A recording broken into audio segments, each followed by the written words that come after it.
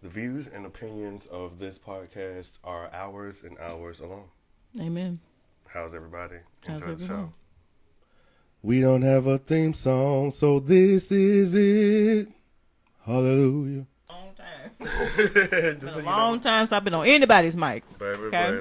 but they say you never forget. It's like That's it. riding a bike. Okay. Or riding a dick. Yeah. Whichever one. Or a Peloton, which I really, really want. Welcome to the Opinionated Podcast. It is one day after Janet Jackson Appreciation Day, and you hoes will never motherfucking erase her impact or the moment she had on the Super Bowl. How's everybody? Talking to you, Justin Timberlake. How's everyone? Yes, sir. I read that he's been in the Super Bowl 3 times. That made me feel even more of a way, because it's like, nigga, you've probably been in the Super Bowl more than anybody, or, you know, you're up there with however many people. I don't know the stats, and I haven't really cared to look into it. But the fact that Queen Janet Jackson allowed one of those moments to be shared with her, and your motherfucking ass didn't even goddamn just ride and rock with her the way you were talking to. You rock with that goddamn song, but you did not rock with Janet. And I feel some type of way about that. And I will continue to every motherfucking Super Bowl. And I'm glad he never got to do a real duet with Michael Jackson. You don't get to. You don't deserve. No, sir. I'm sad Michael's gone, but I'm also glad that you just didn't get your And I'm chance. sad it's JT. Because he's actually like one of my favorite members of NSYNC, but quite as kept, JC was my favorite. JC was the voice. Jay-Z was the voice. We need to let everybody know, if you are an actual Instinct fan, you know good and hell well that it was JC Chazé that was all over them vocals. Yes, it was. Now, JT got popular because he, started the whole boy band exodus. Mm-hmm. You get in there and you get out. Cut your hair off and you start, singing real falsetto-y. Dating a pop star, and then you go on about your business. Grow your hair back out, get cornrows. Ooh, and what denim? Lots of denim. All the patches. From the follicles to the bottom of the feet. From the denim market, I'm tired of it. I'm so glad. Boy, going back and looking at movies and really seeing the 2000s dress. Whew, baby, yeah. What was we doing? It was as problematic as the motherfucking values and views that we held as a people. Oh my God. Just terrible. Baby, what was we doing? Mary with these flips. Oh my God. And color contacts. And random. Bedazzle bandanas. And random high-low haircuts. Yeah. Just, that black and white one from that's the exactly what I was Dancery thinking Family of. Okay, Mess. let's end this dancery. No, thank you. Mess. No, thank you. I was like, Mary. I forgot what movie I was watching. I was watching something, but when I tell you it was prime time, showed all of the 2000s fashions, them early 2000s fashions. I was like, what were we? I'm about to watch one of those little CNN 2000s thing. Have they got to the 2000s yet? I know they're in the 90s. I don't know, but baby, when they get there, I would say it's gonna be. We gotta go through it and get don't together. skip me. Ooh, please do not pass me by. Do not pass MC me by. Hammer voice, who actually made a reappearance at this year's motherfucking Super Bowl. I don't know if you call it the commercials or whatever, but MC Hammer popped his ass up in Hammer time all through that goddamn commercial, and I wasn't mad about it. I'm not. Get your money. Yes, sir. I'm happy to see it. But speaking of this old Super Bowl child, what I'm not gonna allow in this good year of our blackness 2020, that Jennifer Lopez is the cock of the walk, strutting up and down this motherfucking stage, acting like I would have watched it if I had known that Ashanti was gonna pop out and come with the real live vocals. I was looking for Ashanti and Ja Rule quite as I was looking for them. Murder ain't really goddamn boasted Jennifer Lopez's career. I knew she wasn't gonna come out, but that's what should have happened. Just like Beyonce had Destiny's Child pop up out the stage, yes, like a good old Pop-Tart. They should have had Ashanti do that, because we know Ashanti was responsible for a good 70-75% of those vocals. Other people's vocals also got stolen. Can't remember those girls' names. Sorry to those girls. But Ashanti definitely pulled her weight. Yeah, she did. And Jennifer Lopez is sitting up here gyrating. She put her weight Ashanti's better land. in Jennifer Lopez songs than she did in hers, just by way of what they've done for her career and what they've done for Jennifer's. This classic. If this ain't a Black History Month teachable moment, and we calling it out because it's motherfucking February. For us, it's 365 Black, but you hoes only recognize the goddamn 29 days that we've got this year. So guess what, girl? We're gonna wear you out. Okay, sponsored by McDonald's. How's everybody? So, that being said, I haven't seen you actually all of 2020. Not all of 2020, just, family reunion. Dun, dun, dun. Okay. A family reunion. Come on. Hey, cousin. Yes, we actually had a family reunion, but I wanted to tell you about my weekend after you tell me about mine. Just because I know that I can get a little wordy, and this weekend had so many things that I can get a little lost. Child, my weekend didn't have nothing but, being a mom, trying to ignore the things that my family's doing. So please regale us. Well, your cousins. You know these people. I sure do. You know these people. I can't wait to So I can't wait to tell you about this weekend. Please. Waffle of the month. Yes. My fave. If you remember. Tell us about it. I'll start with that so you kind of get a premise. Okay. But my aunt got baptized this weekend. Oh, glory. Yeah, glory. And it was a very interesting experience. I bet it was. Especially for me. Anytime I get with my family, it is pure comedy gold. Anytime I've gotten with your family, it has been pure comedy gold. Oh my God. Okay, over the years. Okay, yeah. I've got years in this. So I was like, you're gonna really enjoy this. So, my aunt got baptized, and we woke up Sunday morning to go to church because that's what they do, man. In case a few of you ain'ts that ain't saints don't know. Ooh.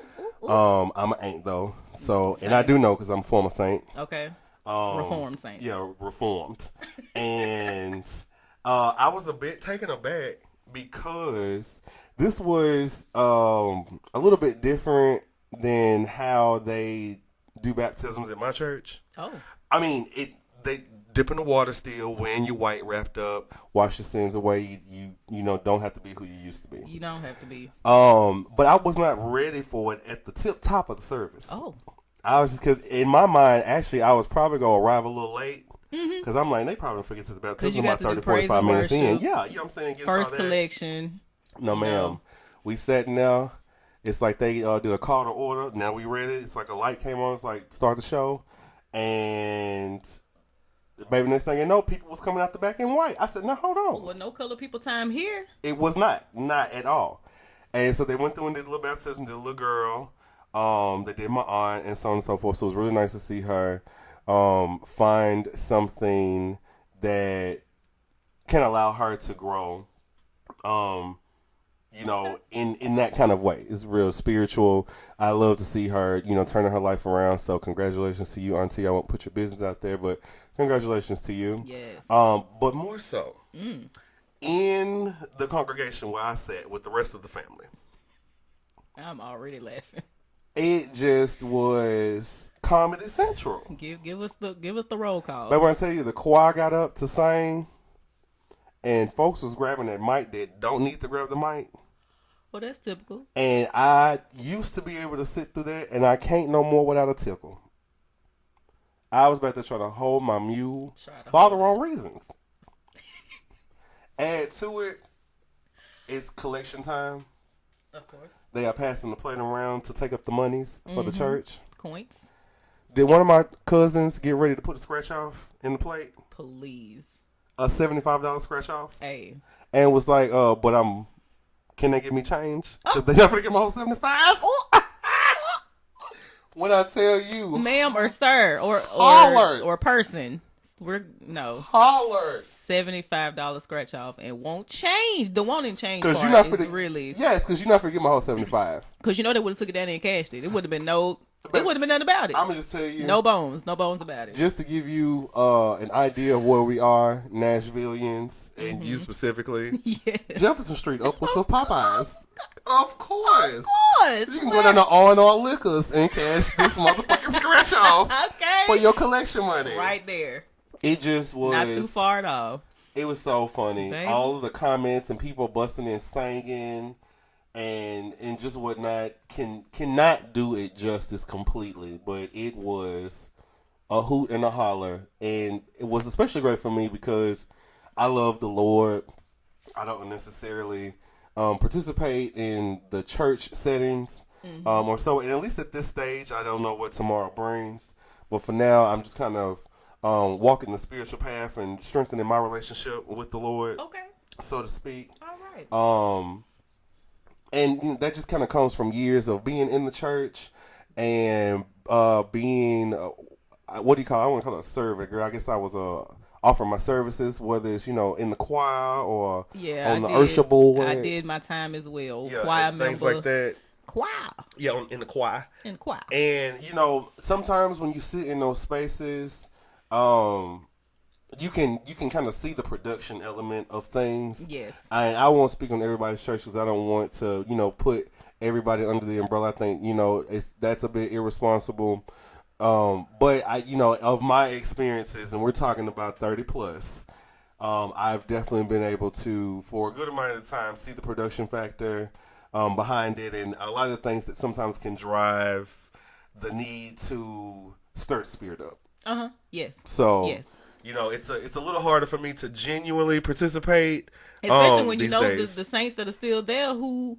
You can see them outside of the church and they act the same way. And quiet as it's kept, someone's acting that way inside the church. Okay, inside and out. They authentic. I was just to maybe be a quick little deep real quick.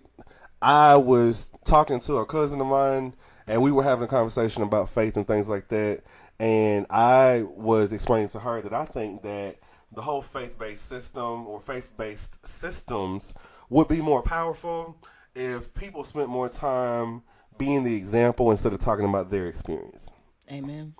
I think that a lot of times when you have a reference point of what Christians should be or how you feel they should be, and reference point for godliness, it's hard to believe in those things when you see people don't carry that in their spirit. Mm-hmm. I feel that it's a discipline in itself. I don't think that a spirit kind of just comes down and just magically makes you nice or magically makes you kind or anything like that. These are things that I feel like you have to want to do, and they have to be in you, or you have to be willing to be intentional in that way. Yeah.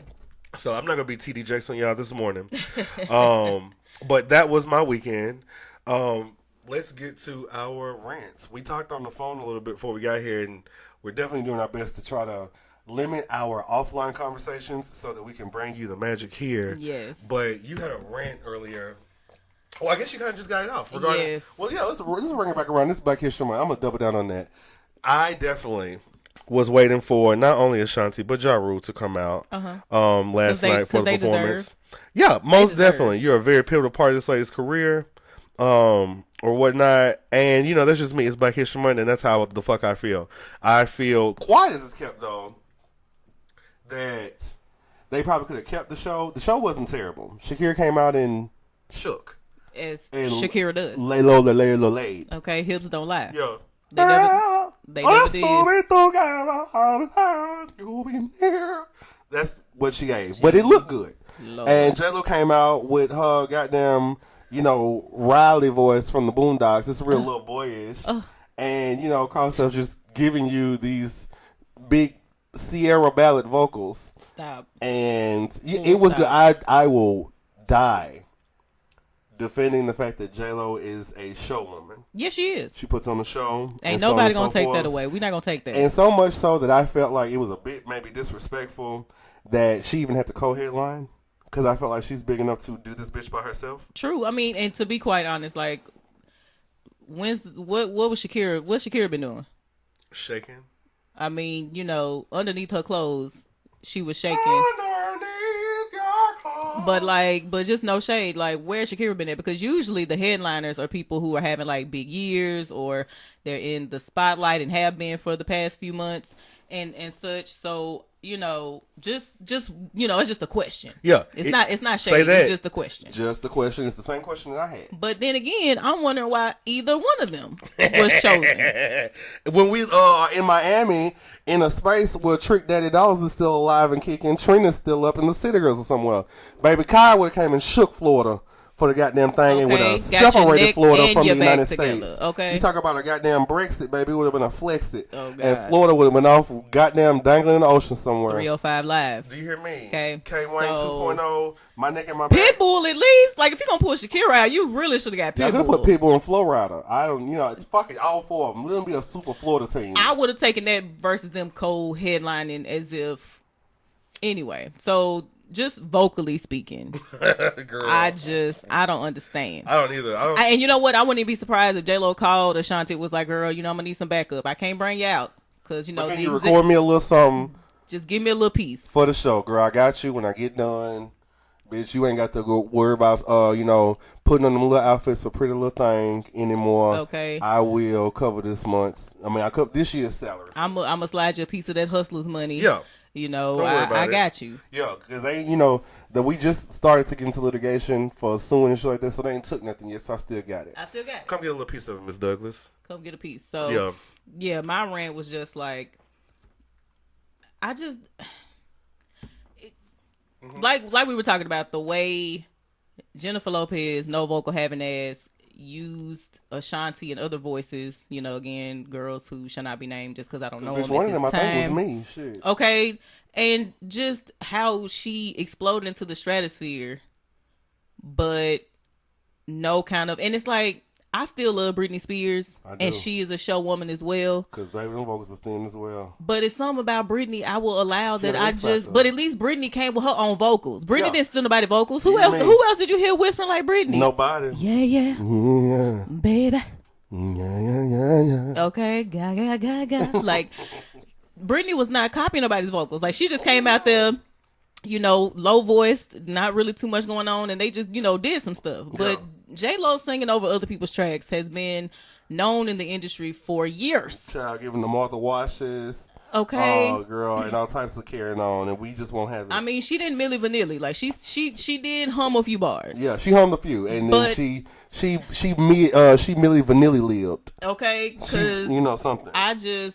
This Ashanti did not deserve this. The other girls did not deserve this. She should have brought out everybody, just like Beyonce brought out Kelly Michelle. She should have had that stage popping up. It should like popcorn up there with all the vocals she stole. Because child, and not only vocals, baby, songs. Because what they got into Beyonce and J Balvin them and the Mi Gente last night. Baby, Beyonce was sitting down in the what's called. I was like, child. She said, "Not I." Shakira didn't bring her Beautiful. I was waiting for Beyonce again. She what's her name? What's her name? J.Lo. J.Lo went through and then popped out with a little. No, I lied. I'm sorry. Let me not mix them. Not Selena, the Ladina. Okay. But she went through and gave a little rendition of Cardi's. I like it like that, with the heavy beats and all that. The little man came out and I was like, "Where's Cardi?" Because she got a little Spanish on her. So bring her out.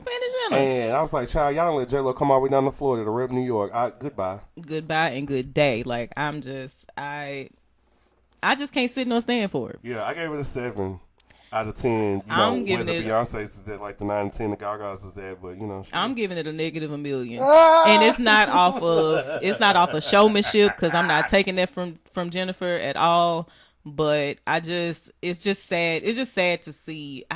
Because, like, I don't want to take away from nobody's success, but when you had to rob Peter to pay Paul, keeping it real saint-like, in order to get to where you are now, knowing that the vocals that you use, that person's own vocals didn't get them to that same level. Now, Ashanti had her period. That's another rant. That's a rant in itself. Got a Grammy and J.Lo don't. Because, quiet as it's kept. She got 4 of them. I don't know if they're Latin Grammys, but they still got Grammy. But it's like, call it a hater or whatever, but I don't get it. And then when I found out this bitch had 10 albums, I was like, what? Girl, I said the same thing when I tell you. I know the first one she gave me real on the 6. The second one was the Black albums, real J.Lo. And I think the third one was Rebirth with Get Right or whatever, what she bought out, and I was a little happy about that. But she didn't get into it. Get Right was the shit. I ain't gonna the way I wanted it to. I ain't gonna lie about that. But that's just off the strength of the song. I can listen to the instrumental and still get the same life. So all I'm saying is, it's just -1 million for me. Mm-hmm. If I was the judge, it's no thank you. In movies, Jennifer, ain't nobody giving you a cry face like Jennifer. Ain't nobody emoting like Jennifer. Like, I'm not taking away from no other piece. Let the people do. They will not come for Jennifer's acting. They sure won't. I don't care how motherfucking Puerto Rican she was in an Italian role in Wedding Planner. You will not come for Selena. You will not come for what was her name in Enough? She had a real kind of boyish name. The loaf of bread. I forgot. Yeah, it wasn't a croissant. She was the loaf of bread. So, this ain't got nothing to do with the other she parts. Put the end pieces together and goddamn got his ass right on. Okay. Give him a knuckle sandwich. Yes, she did. But like I just with that bread. I'm good on J.Lo. I'm good on J.Lo. I'm good on the Super Bowl. My Titans also didn't make it, so I'm feeling a little way about that. But that's their fault. I'll leave that with them. Yeah. But Because I was rooting for the 49ers since the goddamn Chiefs kicked our ass in Tennessee. But, I mean, shit, if at least you'll kick our ass, go on and win. Okay, go on and win. So, that's it for J.Lo on me. Yeah. Now, one thing I did want to kind of segue into, since we are speaking on athletics and things like that, it was a very, very sad day for the sports world when Kobe, Black Mamba, Bryant, Gianna Bryant, and the remaining passengers, whose names I don't know but are as equally as important. Yes, they are. Have passed. Yes, they did. I remember getting the news with online stuff sometimes. Yes, you do. Fake news is rampant. Yeah, so. Like for me, I usually have like a rule when I see it being posted multiple places and things like that. That's when my antennas kind of go up. But just one from somebody that whatever is just, it's not gonna do it for me. So I was very sad about that. And to make a very sad situation more sad, I think that what's crazy is that people like Dr. Umar and the rest of the really, really eyes wide open girls, Lord, can take anything and make it a motherfucking conspiracy. Did he do the calculations? Oh yeah, girl. When I tell you, I'm gonna lay it all out for you. So I thought that this was pretty much cut and dry. I'm not saying to necessarily believe everything that you get on the news, but what I do feel is that if you are to speak on something, you've got to be able to kind of point it out. And when you get to talking about other conversations that are held in spaces that you never will be, right, and tables that you never will sit at, and not because of your inability to be great, but because certain tables are just reserved for white people and white power at this point. I don't really feel confident in your, I guess, quote unquote regurgitation of what, I wouldn't say regurgitation because you didn't even hear it, your interpretation of the conversations that go on in those spaces. Anytime I hear the name Dr. Umar, I've already kind of left the room, but I'm gonna stay because we doing this. So. Now, I will say, I am trying to be positive in 2020 and give somebody some positive if there's there. I motherfucking love how Dr. Umar loves black people. Oh, I can respect that. I love his love for black people. Because, a broken clock is right twice a day. Yes, so ma'am. I'm sure there's some things that he has said that has been real, telling truth to power. So I won't take that away. But a lot of it is buried. That truth to power can be buried in things that just aren't. Exactly. Just ain't it. And people oftentimes can use the truth to tell lies. You can go through and give somebody one or two things that are true, slide a few lies off in there, and it was something true. And because the first couple things they said were true, for some people that's enough to kind of go through and make the whole thing true. Yep. And that's never going to be the case for me. So Dr. Umar's conspiracy, or his ideas regarding the Kobe Bryant situation, are as follows. Kobe Bryant apparently was I don't know if they were quite at litigation, but Kobe Bryant and a big pharmaceutical company were, I guess, kind of at odds or at war. I'll leave it at that. So if they were in court, that's what that means. If they weren't, that's not what that means. Okay.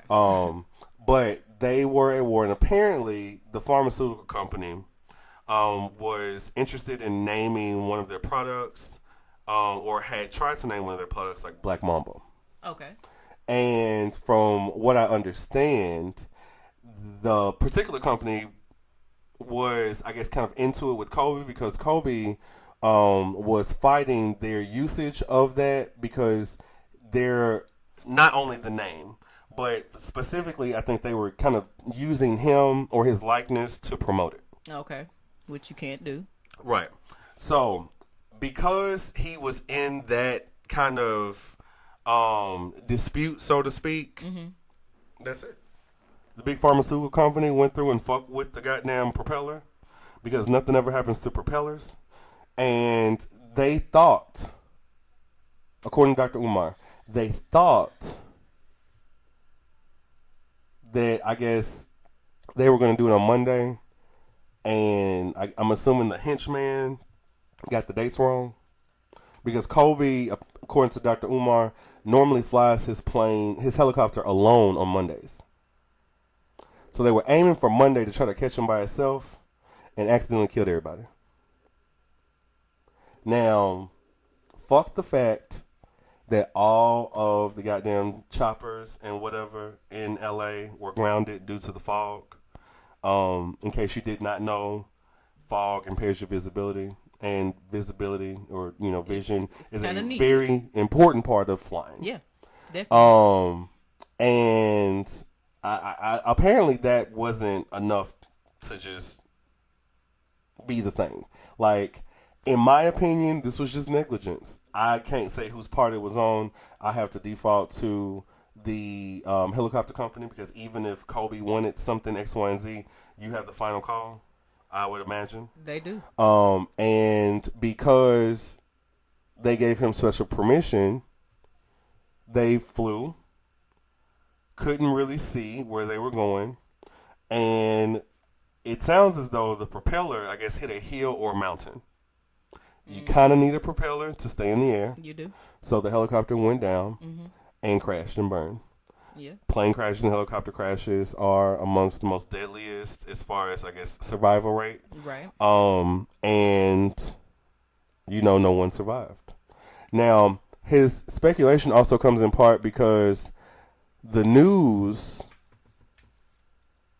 and I've got to, I guess, expand the definition of the news to include social media, because that's how a lot of people consume the news these days. It is.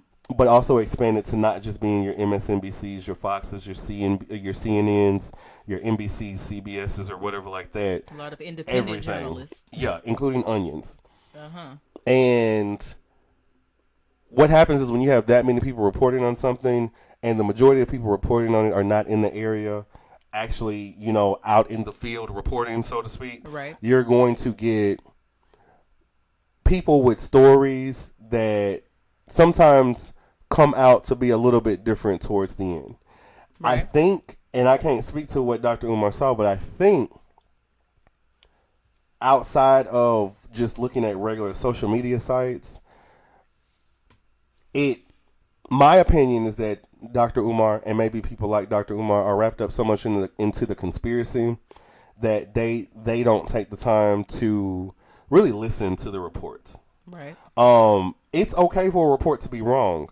I think that one of the things that they teach you in journalism school, or when you're studying to be a broadcast journalist or so, is kind of how to deliver a story. Right. And that being, currently at this time, officials or sources or X, Y, and Z is reporting that 4-5 passengers on board, have died. Right. This story is still developing. Right.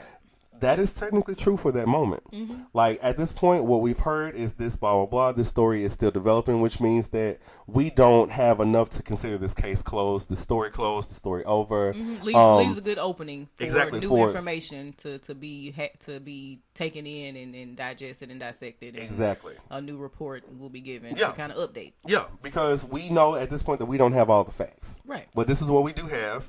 And with news, the name of the game is, just kind of get the story out first. Yeah. That's how you get your clicks, your views, your, reputation, so to speak. TMZ was the first to report it. And while people had issue with TMZ reporting before the family knew, that still speaks to the name of the game that we're playing. They reported Michael Jackson's death. I think they were one of the first, if not the first, to report Whitney Houston's. Right. So, I think those type of things are not being considered because I think that when you really, really want to believe something, you hear what you want to hear, or you just kind of take the bits and pieces that support your theory. Exactly. Not to mention that these hoes are talking about there being a Grammy curse. I don't know anybody else that's died on the Grammys besides Whitney and then now Kobe. And both are not musicians. Whitney was, but Kobe's not. But Whitney wasn't from LA and Kobe was.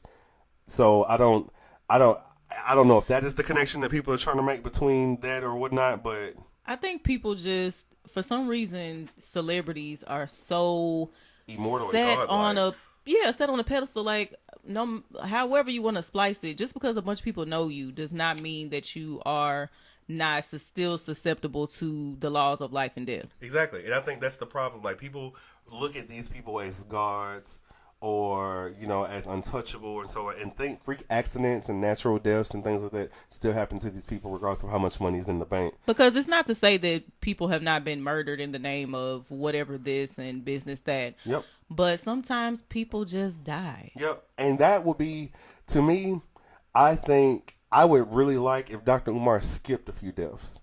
I think that it becomes a problem when every black celebrity that dies is wrapped up in conspiracy. Can you skip just thinking that, like 3 or 4 and then pop back up with one, and then maybe 2 or 3 or, you know, or whatever, and then maybe another one? Because it's always a sacrifice. Exactly. It's always some sort of ritual. It's always some sort of thing. And it's not to say that black people have not been, you know, subject to that, but sometimes death, I mean it comes for us all, and it comes in a myriad of ways. Yeah. But every black celebrity death or tragedy or just fatal this or just really life impairing accidents, sometimes them bitches just happen. Like, yes. Sometimes they legit just happen because this is still the name of the game. Ain't nobody getting out of here alive. Yeah, like this, there was negligence and they had a crash. Like, we're talking about a man who uses his helicopter in a way that most of us use our cars.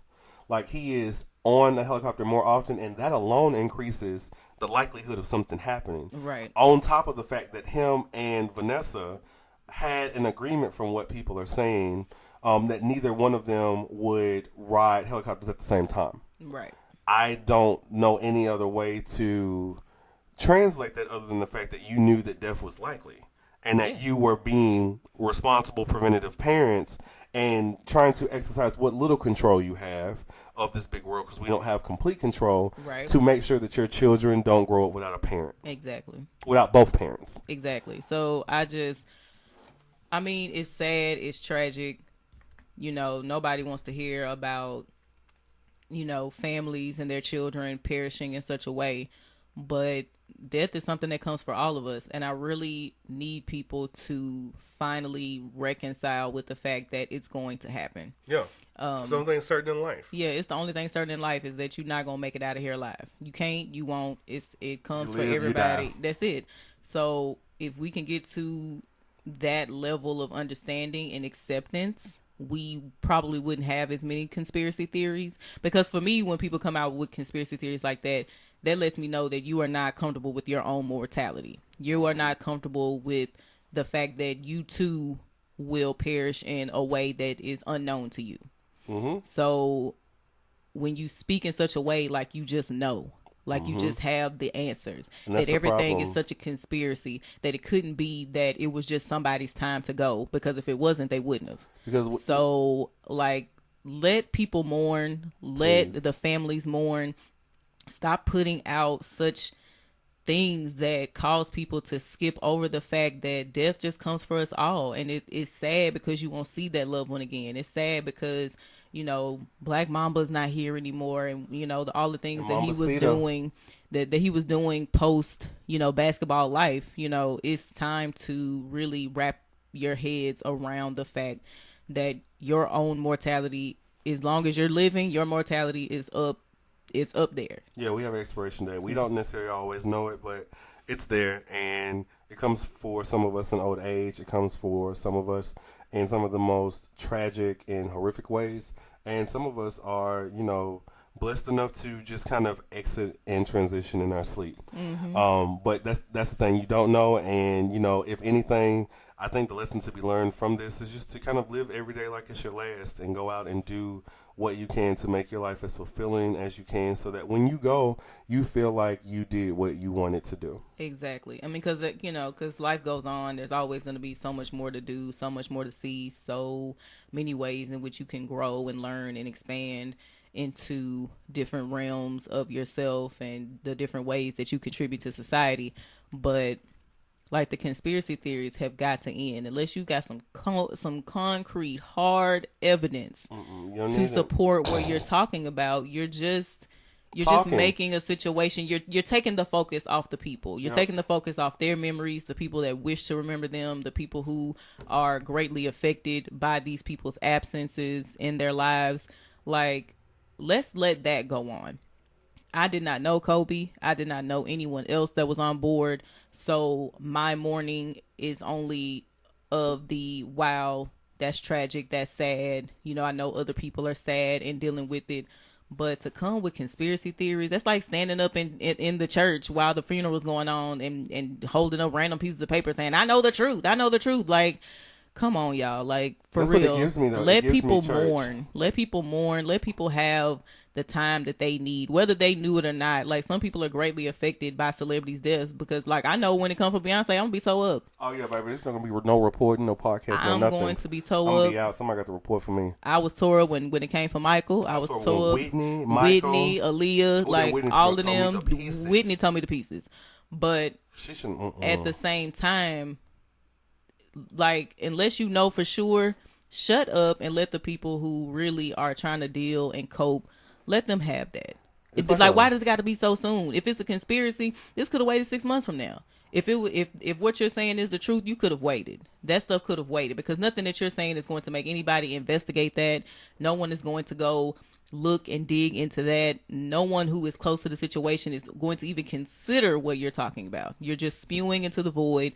Let people have their mourning moment, and if it's what you say it is, it'll still be valid 6-7 months from now. Yeah, it's crazy because it makes no sense. It's like there's that churchy aspect of it that I typically kind of see in the way that he talks to his listeners.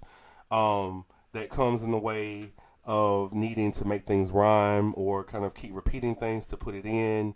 It's fear mongering at its best. You scare the black community that all of these terrible things are happening, that we are being attacked and we are at war. In a lot of ways, our community is being attacked. There's still good ways to go as it pertains to equality, social injustice, civil rights, and things of that nature. And because that is a real fight, and because black people often feel attacked, that's something that those of us, I wouldn't say those of us, those of y'all whose eyes are very, very open or whatnot, just kind of take and cling on to. And it's never there. And it makes me wonder about the questions that you're not asking. Like, if these people are out here killing people that have the knowledge or so on and so forth, why is Dr. Umar still breathing? Okay. You've got all the knowledge. Every time something pop up, it's like you come out like you was in the room. Uh-huh. So either we finna start goddamn feeling like, bitch, you double trading, or you know what I'm saying, on some trader type shit because you off in this place or whatever, or you're gonna have to really break it down because to your point, it is for naught. Like it's not like, here's an example.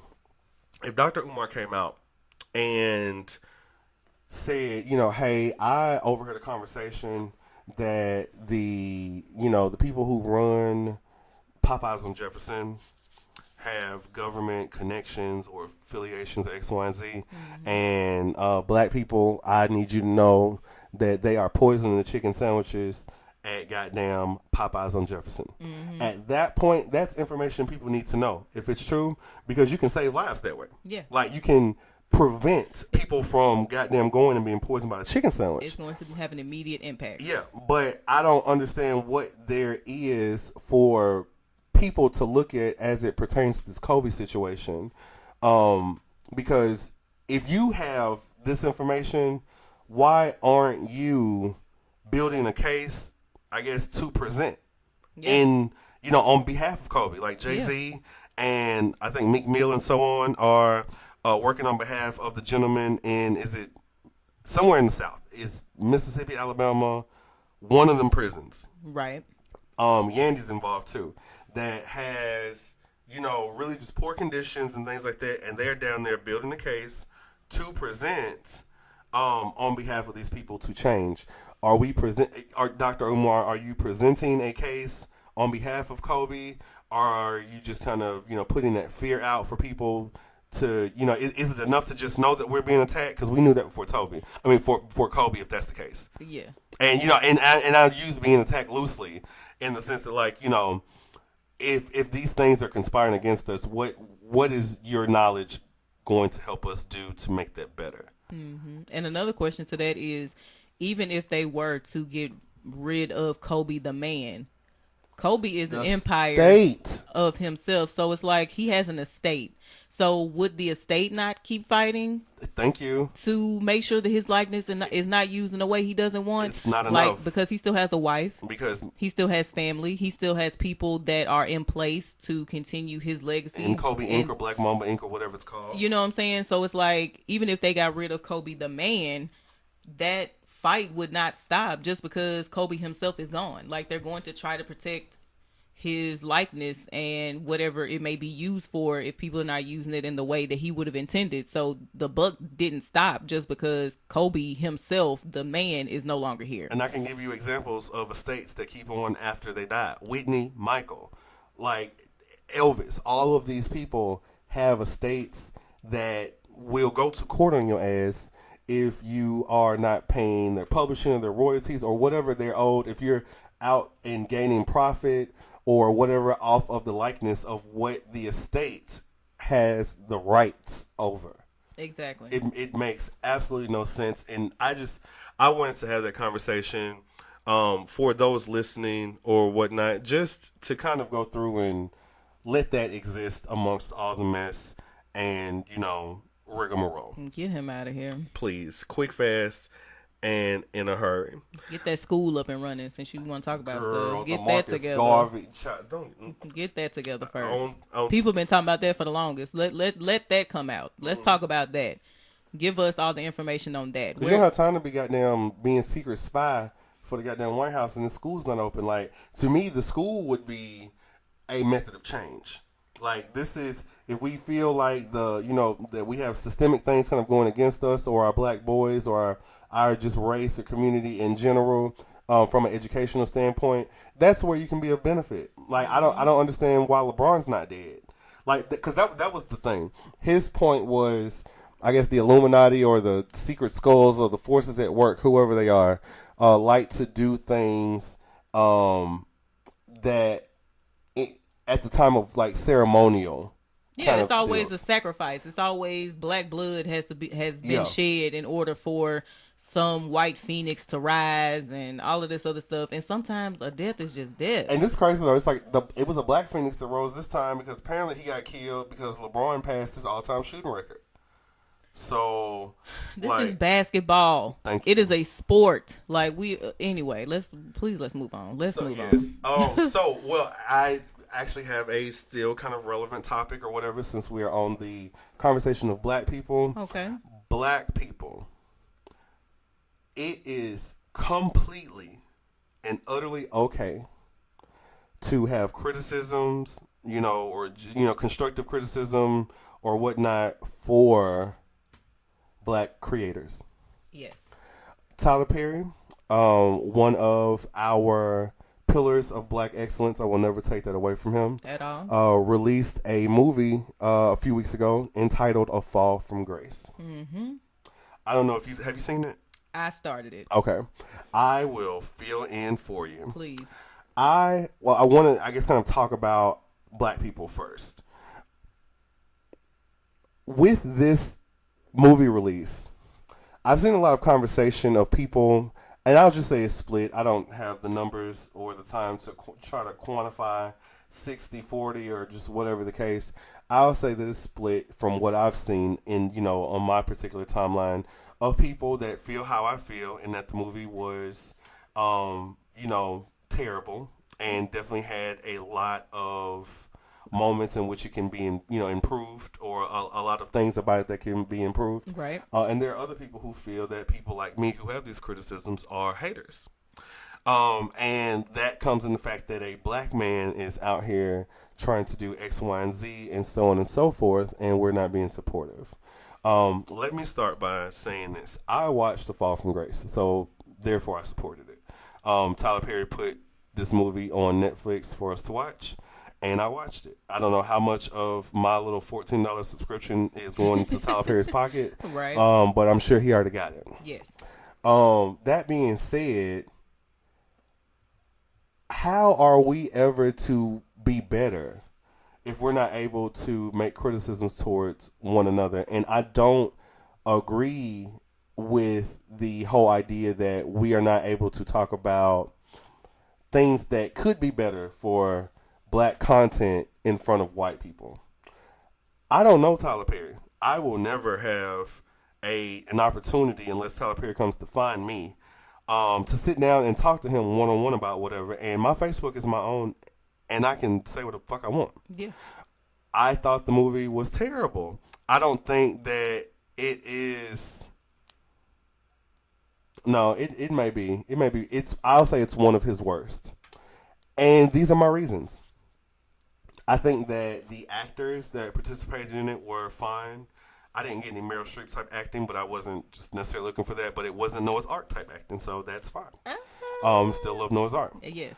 The wigs were foolish. Even if you didn't see the wigs, I'm sure you've seen the memes of the wigs and how they changed and just them existing. And I don't get why Mekhi Brooks had to wear this goddamn prosthetic wig. Yeah, this motherfucking Love Train wig, or whatever the hell he had on. Flash.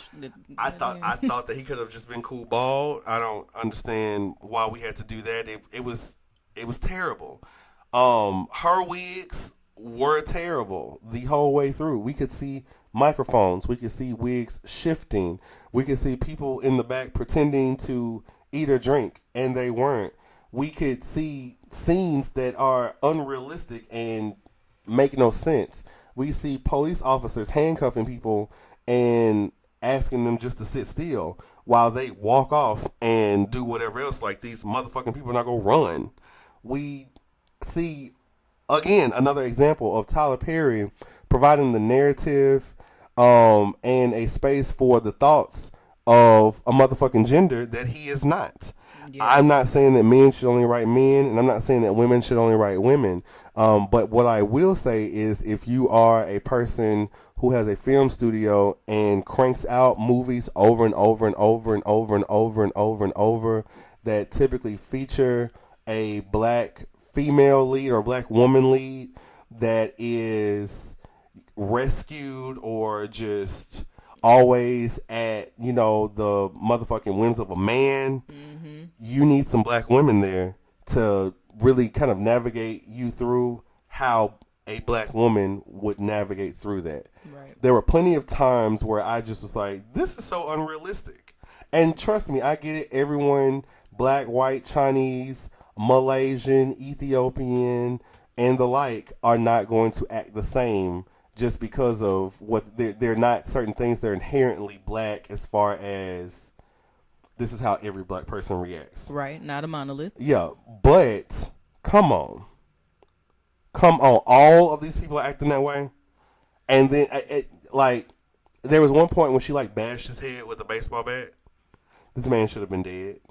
He's back fighting at another secret house with Felicia Rashad, who is the mastermind behind this. And to me, it was obvious that it was her.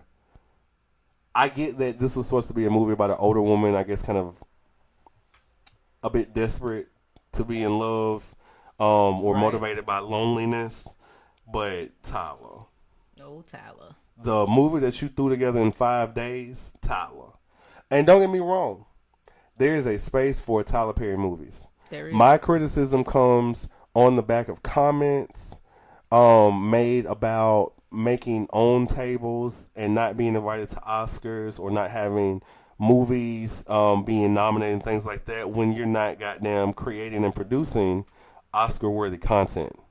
Yeah. Fall from Grace, Medea's Family Funeral, none of that is Oscar-worthy content. And I get it. I get where people are coming from. But at the same time, the conversation is about critique. Yeah. The conversation is about critique.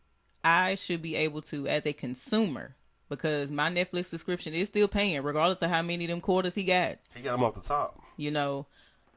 Yes, people are allowed, because some people thought this movie was great. Some people thought it was amazing. Yep. And that is just opinion. Opinion is not what people are critiquing. Tyler Perry being a black man, it does not give the space or room for him to be above reproach. Nope. And he understands that, and he should know that. Yep. So let people say what they got to say. Mm-hmm. Without Let being that haters. be that. And then to talk about like, oh, well, we doing it in front of white people. White people bash movies all the time. Where you think critics came from? Thank you. Goddamn Siskel and Ebert and so on and so forth. Like, I consider myself a movie buff. I watch movies. I watch specifically, theme movies. Like, I'll have a moment of watching Oscar movies. I look through certain directors and things like that. And I'm sorry. Of the things that are constantly nominated, Tyler Perry has not produced the type of work yet that, in my opinion, deserves an Oscar nomination. Now, that is not to say that he will not do that. That's not to say that he will never be in that space. But it's hard to not have criticisms and things like that, and not to have certain criticisms when you know what conversations exist. And then when you know what spaces don't exist in all black independent film studio by the name of Tyler Perry Studios. Like, we don't have why is there not a black writer's room? There's so much opportunity for more black creators to come through and collaborate with you. And everything doesn't have to be written by, produced by, directed by, fried chicken fried by, lights by, wigs by, Best Boy Grip. You know what I'm saying? Shea butter provided by Tyler Perry. It don't have to always be that. And again, Tyler Perry don't have to listen to a damn thing I say.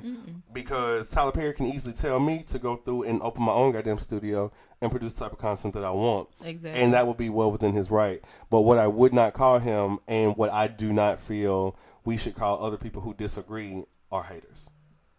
At all. And with that, it's like, yes, there is a space, there is a lane. Tyler Perry knows his lane very well.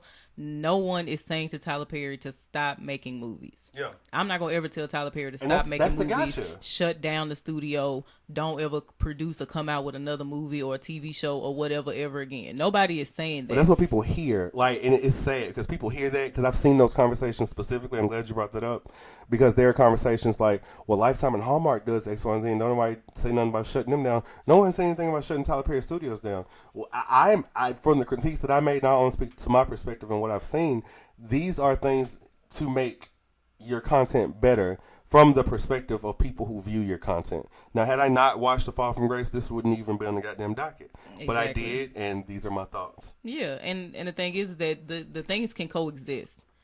You can hate all of Tyler Perry's movies, but that's not going to stop him from making the movies and the people who support them and give it a lane. Yep. But critiques will also be there. Like, it's been a larger conversation that's being had about critiques of black art. And the two things can coexist. Mm-hmm. I can hate every single thing. I can love every single thing. But whatever my opinions are, I am able to voice those things. And whether or not they reach Tyler Perry's ear that's who cares? Yeah. Like, who really cares? But people should be allowed to critique black art. They should be allowed to say however they feel. And regardless, like, this is the white man's internet. Mm-hmm. They gonna always know what's going on. They gonna always be abreast and aware of how black people feel about the productions and things that go on the internet. There is no way to avert the white gaze. Mm-hmm. But that doesn't mean that we should stop doing that. That doesn't mean that we should just allow things to happen just because somebody is black. Like, yes, I'm rooting for everybody. I'm rooting for Tyler Perry. Yeah. I'm rooting for the day that he allows an Oscar-winning performance to come through, or a screenplay or a script or whatever. Exactly. So allow people to critique. Allow people to say what they want to say, and still have the understanding that there is a lane. There are people who love To Fall from Grace. There are people who really thought that was some of Tyler's best work, and it really, because these people exist. Mm-hmm. And so I don't want to take away from somebody else's viewing pleasure by saying Tyler should stop making movies. But at the same time, if it comes across my view and I'm able to view it, then I'm going to have the ability to critique it. All of the things can exist at one time without saying, well, Tyler Perry should just go die and we should never see a Tyler Perry whatever again. I would never go as far as to say that black art should stop. Because I like a lot of his content, like the Madea movies and even some of the movies without Madea. Like, you know. Yeah, like Why Did I Get Married? That first one. The Family That Prays. Yes. The Family That Prays was great. Mm-hmm. Anybody can fight me on that one. Yes, that was a great movie. I enjoyed Why Did I Get Married? A lot of people that did not enjoy it, but I did enjoy it. And that's the way black art works. That's the way art works. Nothing should be, everything is not for everybody. Everybody's not gonna to the love people who everything. enjoyed it, watch it several more times. Give Tyler all your views and credits. Yeah. But for those who wish to critique it on the basis of the film itself. Stop trying to make it to where we have to be so protective of black people in these quote unquote higher spaces that they never get anything said about them. That is not the way to progress forward. That is making us intelligent. Critique it. Look at it from different angles. Think about the lane that it's in. Think about the lane that it's not in. Think about how, really view it as art and stop. This is the only time I'm going to say stop putting race on it. Yeah. And critique it like the movie. Yeah. Critique the movie. Critique the acting. Critique the spaces and the way in which the story has been told, the cinematography, the writing, all of these things. You can critique the hell out of those things. But that's not going to stop me from doing that just because a black man wrote it and co-signed it and did it in 5 days and submitted it. I'm not going to be okay with that. But if you enjoyed it, I'm not going to tell you to take it off your watch list. I'm not pulling Monique and telling you to goddamn boycott Netflix. Or okay, beloved, I'm not going to do it. My loves, I'm not going to do it. So we just need to understand as black people that things can exist all in the same space. As long as you are critiquing the movie on the movie. You are not critiquing Tyler Perry. You are not critiquing his personal life, and all of that is negligent. That doesn't mean anything. But if he submits it out there for people to view, then of course there's going to be different opinions had. There have been Oscar winners where people were like, "What the fuck?" Yeah. And then there's Oscar winners that people was like, "Yes, of course that should have won." So we've just got to get better at understanding that critiques does not mean that we want those productions to stop. Critiques does not mean that we want Tyler Perry to go away and never see the light of day again. It is just understanding that when you submit art, when you submit anything of a creative nature into the world, people are going to view it through their own lenses and come out with their own opinions. I'm not going to stop doing that just because somebody is black. Yeah, point blank. I have got so many critiques of so many black people, but that doesn't mean that I want them to go away and never return. Like, that's not the way this works. Tyler does a lot for the black creative space. As far as the writing and all of that, I read an interview that he gave and the reasons why he does not have a writer's room. And I get it.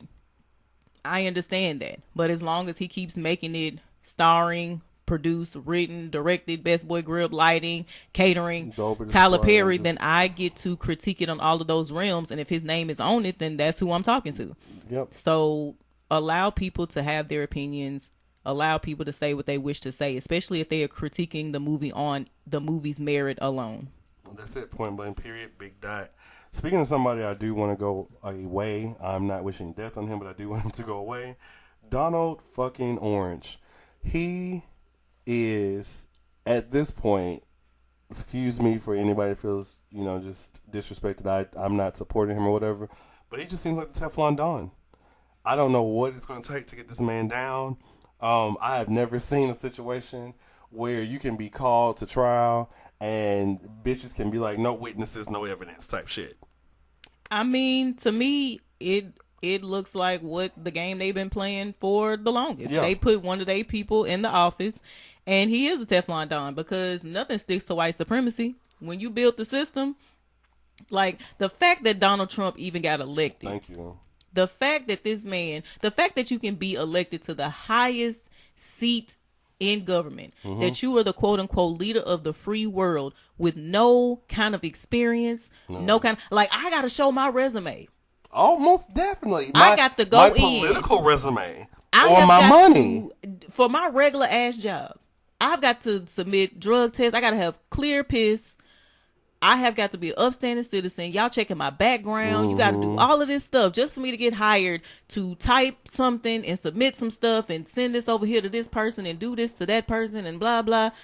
I got to do that with my piddly ass job. And the leader of the free world seat is sold to the highest bidder. Yeah, that's the word I was looking for. But for people to see Donald Trump and to make it seem like this is something new, this is the same old playbook. This is what it's been. Like, this is how the game has been played for the longest time. Donald Trump is just an amalgamation of everything about white supremacy that people hate. And then try to go through and slide this little ad in for the Super Bowl for Alice Johnson talking about some criminal justice reform. Nigga, you let one, maybe two people out of prison, and go holler out criminal justice reform and as soon as you do pop them up in a commercial for re-election, like he knows what the fuck he is doing, and for that I can't be mad. I just do not like the candidate that we have thoroughly all the way through, in and out, up and down, and Okay. all the way around. And all the I think a lot of people agree, but it seems that more people don't because his motherfucking ass is in there still. So and I most think, people aren't because they are also the white supremacy is a machine. It is structured and situated in such a way that a person like Donald could even be elected. Like, it's not. I'm not surprised at all by any of the bullshit that's happening. I knew he was gonna be goddamn elected president. I was like, child, don't forget this. Yeah.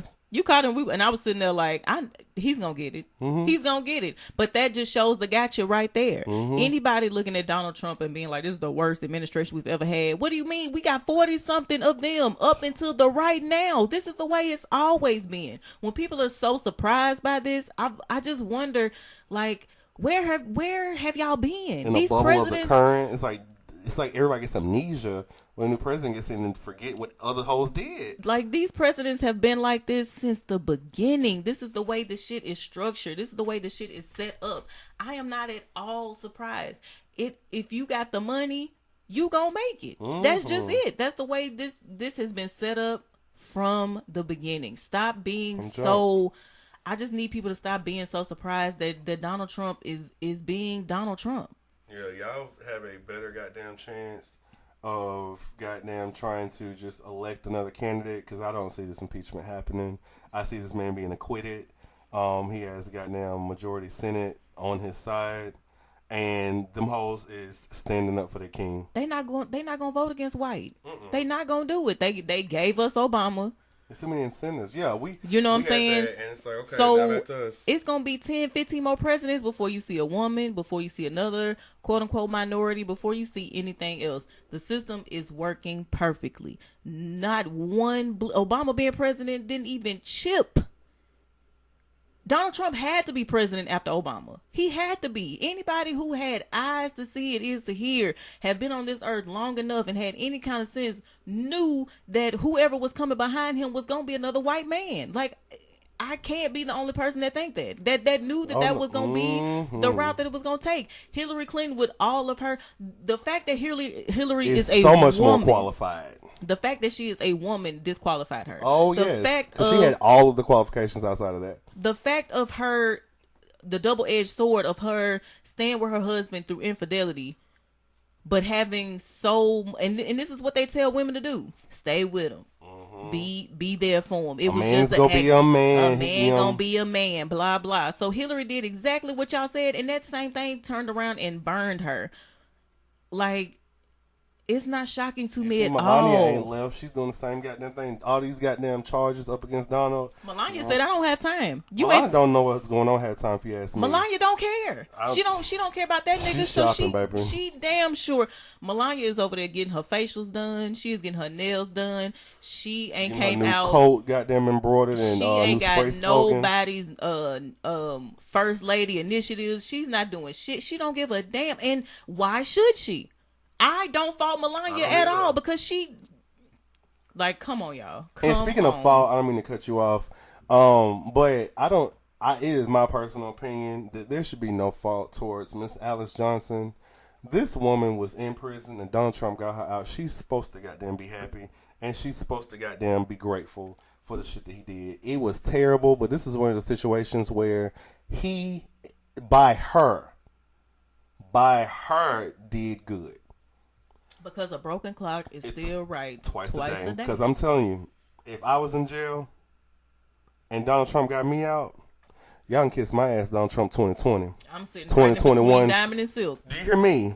I'm sorry. Right in between. Because then nobody else get me out. And I'm not putting that on nobody else because it took even so much to get that to his desk by way of the power of celebrity, because there were already 2 black women, or 2 or maybe 3, but I believe the number is 2. There were 2 black women who already been working on the cases and things like that. And then and Kim Kardashian showing all of her ass and being sexy. Of course, Donald like, well, yes, sexy bitch. I'm gonna let him out. I was like, for me, I didn't have a problem with goddamn Alice. I didn't have a problem with Kim.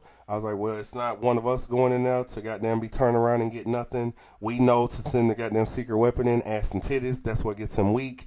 And famous ass and titties. So not only can you go through and do something, but you can goddamn get your glory for it because you thrive off of the attention and the credit of anything. So let me just kind of preface this before I say it. I'm not saying that helping people or being of, assistance to anyone is narcissism, but for a narcissist to go through and help in X, Y, and Z, it's not just for the the purpose of helping and making the world great. Of course not. There is a point of this is going to help me, and as we know that for this next kind of cycle of elections and so on, Donald Trump is really pushing for the black vote. Mm-hmm. So he's doing things like finally coming on board, talking about Black Lives Matter or whatnot, or coming on board and talking about this criminal justice reform. Just to ignore y'all for the next 4 years. Yes. But this is the same whether Democrat or Republican. This is the same shit. Like nothing has changed. Donald Trump is not any different. The way people respond to Donald Trump as if he is just the Antichrist when he is just the same old song and dance that we've been hearing since United States got erected. Yeah. Like this is the same. It's the same shit. Stop being so I can't we elected this and I can't believe it and blah blah. Like this is if it wasn't, and the thing is, the real gag is if it wasn't Donald, it would have been some other white man. Thank you. It would have been a John. It would have been a George. It would have been a Ted. Ben. It would not have mattered. The same man would have stepped into them shoes. Now, would they? The same thing happened with Centoria. The only reason why people are mad about Donald Trump versus other white men is that Donald was more overt, where everybody else is more covert. Oh yeah, Donald came and played this political game completely the opposite of what we've seen in past administrations, and not leading with compassion and those type of things for the country and the country's well-being, but moving specifically for the point of power. It's a power move in the sense of look at me and all the power that I have, and it's look at how I can flex my power. Fuck these goddamn immigrants trying to get in. Lock these goddamn kids up in cages. Build that wall. Build this wall. Do this, do that. Make America great again. And when you have all of those when all of your constituents and things like that have incentive to move how you move, and you get that by getting goddamn Trump hotels in Moscow after the goddamn Russians came through and helped and so on and so forth. You over here talking to Ukraine about Joe and Hunter Biden and getting information and shit like that. It's like, dude, that's not how anybody else has played the game. But I think that what happens is people often kind of sometimes give respect for the bold. All you have to do is be bold, regardless of what your mission is or your message is or whatnot. If you just come in, I'm bold, I'm standing in it, I'm going to drain the swamp, I'm going to be the muscle or the type of leadership that America has been lacking. We're going to be strong again. We're tired of being bitches and looked at as weak from these other places. Then, I mean, what is there left? Donald just came in and said, I'm finna come in and fuck the game up. And did. And did. And the thing is that he gets a look like anybody who is willing to stand up in it. Oh yeah, I don't hate me for saying this, but there's a sliver of respect that I have for anybody that will stand up in. If you are racist, be racist. Niggas. I fuck hate you niggas. Wetbacks. I hate you fucking pussy having women. Unless I'm trying to fuck on you, you need to be barefoot in the kitchen and not in here doing men's work. You're ugly. Shut the fuck up. Ain't nobody talking to you. Like not shaking people's hands and shit like that. Just completely unpresidential. Because Donald ain't doing nothing that ain't been done behind closed doors. Thank you. He ain't doing shit. You think them people ain't in that cabinet? I love Obama, but Obama was a politician just like the rest of them. Okay? Because I wasn't gonna say it. I was, but I love her, and I will always say I love it. Since but we went there are no white hats in no, this motherfucking game. You have to be willing to motherfucking dance with the devil a little bit, because there are too many people in this country, and you're not going to be able to make all of them happy. And you sometimes in this game of politics have to do some dirty shit to try to go through and get some shit right if you are built that way. Say that. I mean, like, do y'all really think Obama ain't done shit? You think he been in this office 8 years and was real pristine? Like, it's called politics. Like, so y'all don't know that Obama deported more people than Donald Trump has?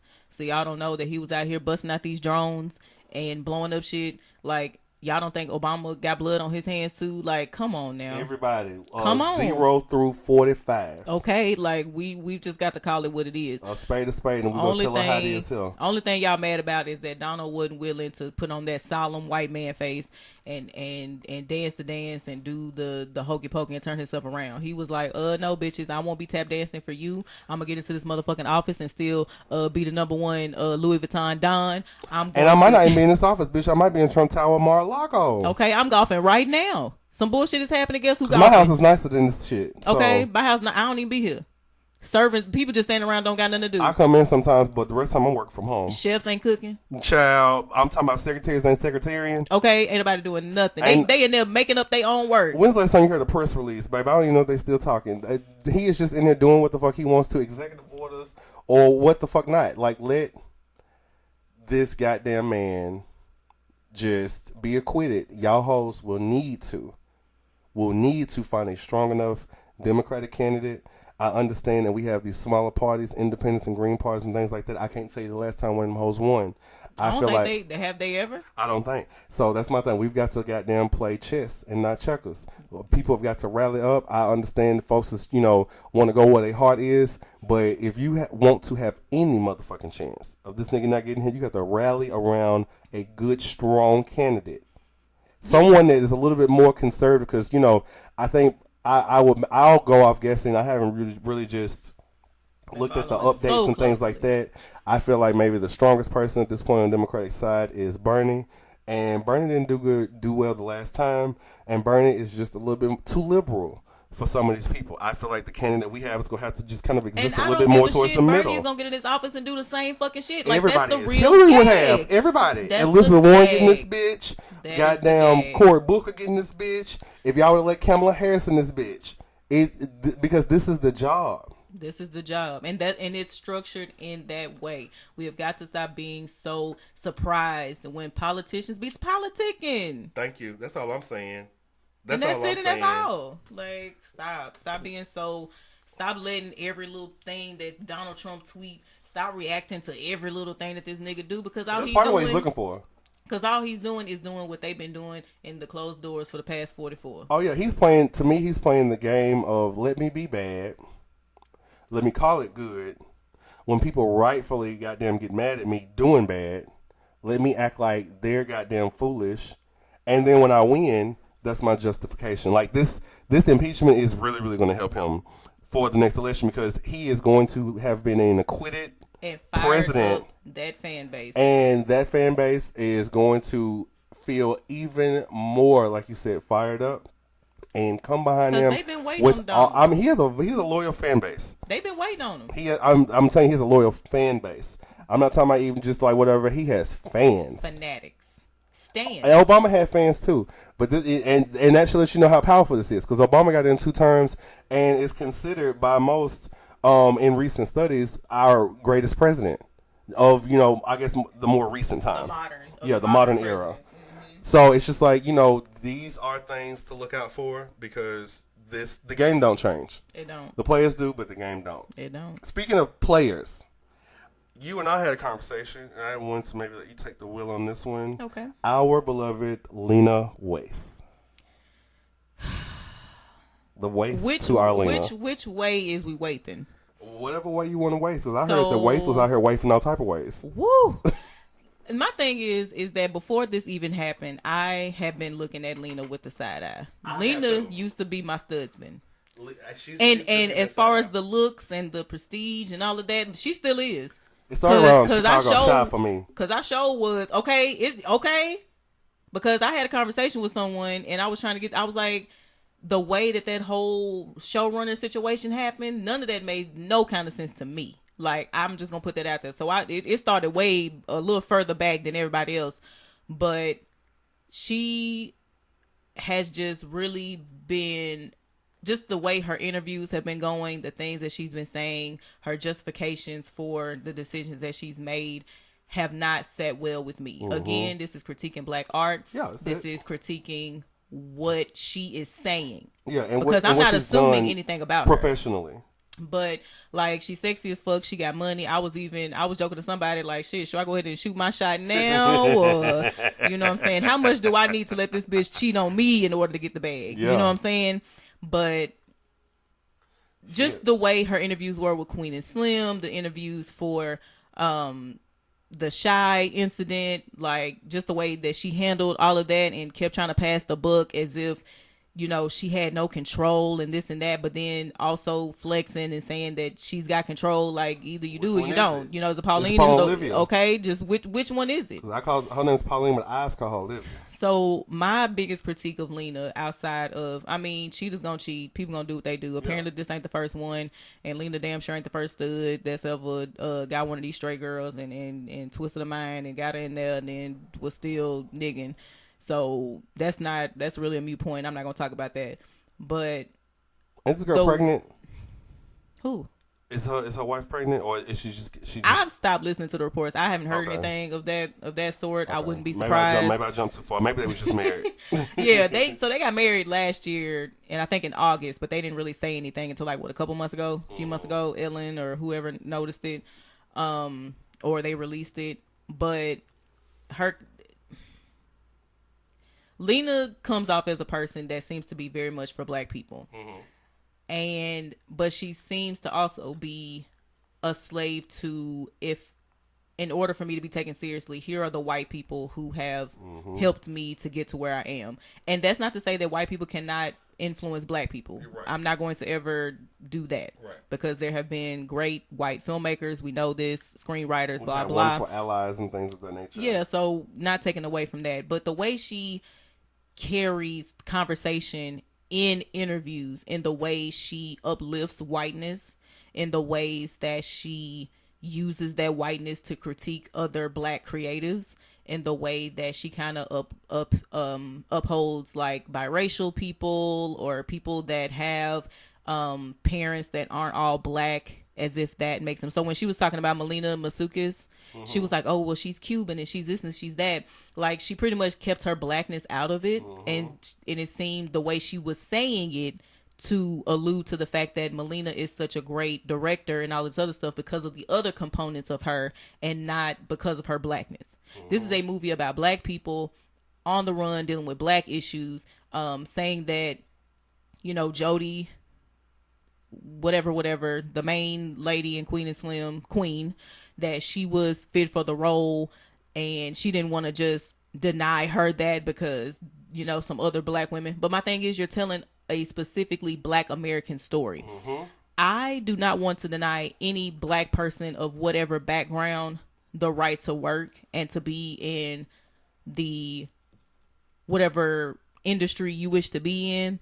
But if you're telling black American stories, if you're telling things from our point of view, why is it so wrong to want to make it authentic and hire actual black people, especially because you are a black queer woman and you have used your platform, especially since you won that Emmy for your episode of coming out. You want gay people to have, you know, specifically black queer people to have a more front face when it comes to telling our stories, because I am a queer black woman. You understand the spaces. You understand the spaces. You understand the want to have the authenticity of having someone who is queer to be in those queer roles. Then why is it so hard to understand that black people would want black Americans to play black American characters? You had two people from across the pond play Queen and Slim. If you had just said these were the black people that I wanted, they understood, like, I just really felt that they had the part and understood it, fine. But when you go into these interviews and you make it seem like it would have been such a bad thing because the inverse is not wrong. There was nothing wrong with casting who you casted in Queen and Slim. Right. But when you come from talking about police brutality and what black people go through and using that as a premise to sell the point, then I'm going to look at you sideways when you don't get the actors and the actresses who actually have to deal with that in their everyday lives. Mm-hmm. You don't hear about black people over across there. Not to say that racism doesn't exist everywhere, because we know anti-blackness is global. That is a global multi-trillion-dollar business. I understand that. But it is the platform and the way that you are speaking in these interviews that the inverse is also true. Right. That we cannot just simply rely on black Americans to tell our stories. Mm-hmm. But you're basing it off of black American stories. Mm-hmm. You're basing it off the people who have bled and died, and then you uphold somebody with a black person with a different accent and grew up in a whole other space that doesn't. And the fact that you could be dating Cynthia Erivo, who is another black person who is not black American, Miss Harriet from United Kingdom. I don't give a fuck how good Harriet was. Cynthia was. She should have not been Harriet fucking Tubman. Sorry. Period. Big dot. Sorry. Don't give a shit. Like, you cannot. And I think Samuel Jackson and a few other black American actors have been saying that when it comes to these roles, now black people are always competing to be in movies against other races in our own country. Mm-hmm. Now we have to compete against other black people who aren't even from our country. Yeah. No shades to the Lupitas and the Cynthias and the other girls, but to highlight them as if they are something special just because they got an accent, but then you want to use our pain and the things that we talk about as black Americans that are specific to us. Mm-hmm.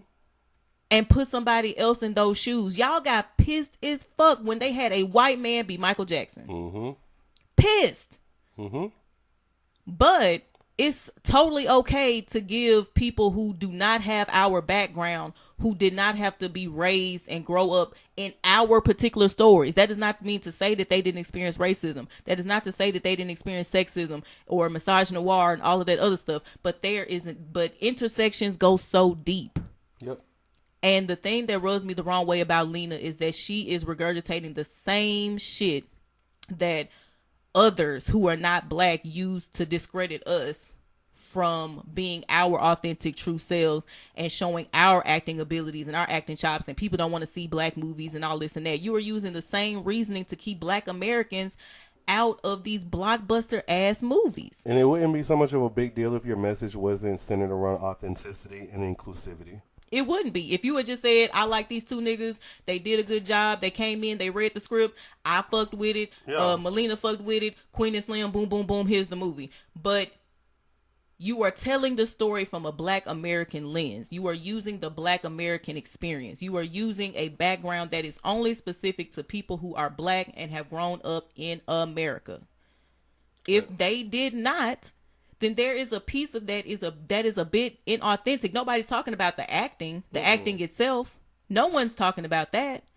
But when your platform is that black Americans are so special and we're so talented and we have this and that and this and that, but then you go through and hire people who are not of that experience, I'm having a side eye you. Yeah, because you got both of them. Like, neither one of them niggas in Clean both Swim. roles, only the quote unquote minority supporting roles went to the black Americans. Mm-hmm. But the main roles, the people who'd actually sell the movies, the people whose faces would be on the movie posters, the people who would be out promoting Queen and doing this and that, Queen and Slim, do not have the background of the people who they are portraying in this movie per your interviews, per your voice saying that it was important for these issues to be brought to the front. And they're speaking with American accents.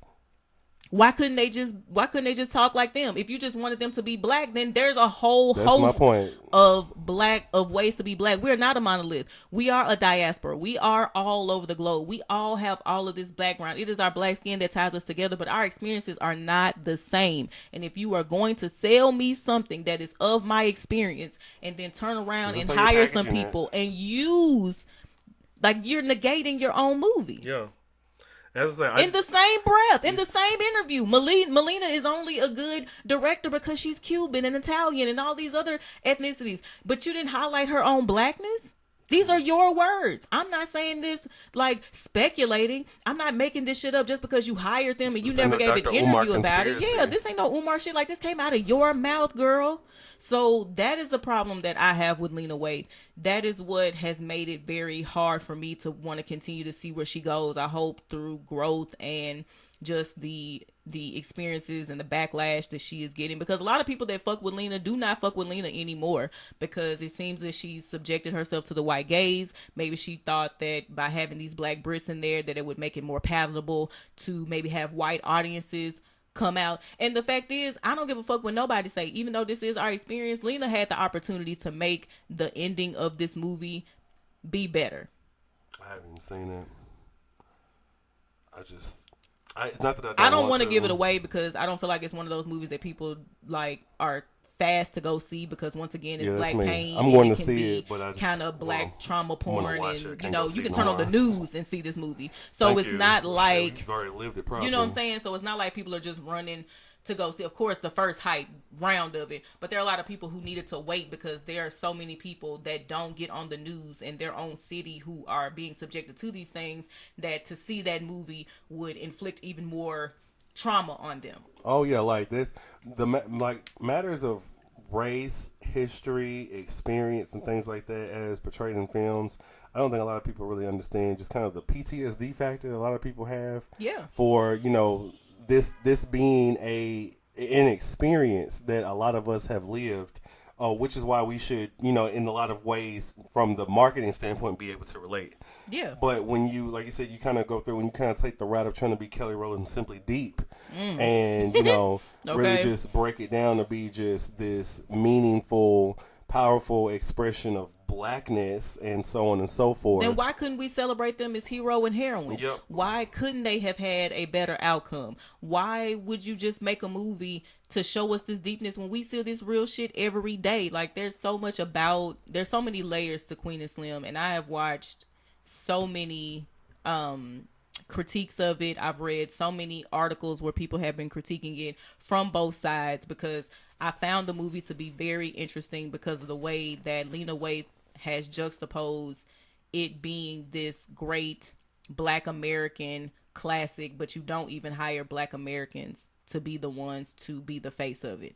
So it captured my attention because of that, and really a lot of like kind of seeing what she said versus what the movie was portrayed versus how other people have been portraying it, and the critiques have been spot on.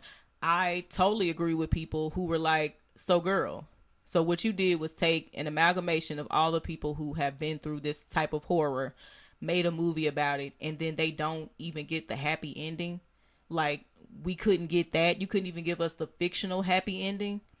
Like, come on. I can't get with that. I want Lena to really grow in her storytelling. I want her to be more authentic. I want her to stand up and say, hey, I know these are Black American stories, but I just feel like the Black Brits do it better. Just say that shit. Just say that. Or just say I'm making a movie starring goddamn Daniel Kamaya and Jodie Turner-Smith or whatever, and it's called Queen and Slim. Go see and I hope you guys like it. The cinematography was awesome. The movie, the soundtrack. Like, talk about all of that stuff. But don't come and tell me that you're telling our stories and you're doing it for us, by us, and all of this other stuff, and then you go get someone outside of that experience. Because my thing is, the way that she did it, those characters they should have just stayed white.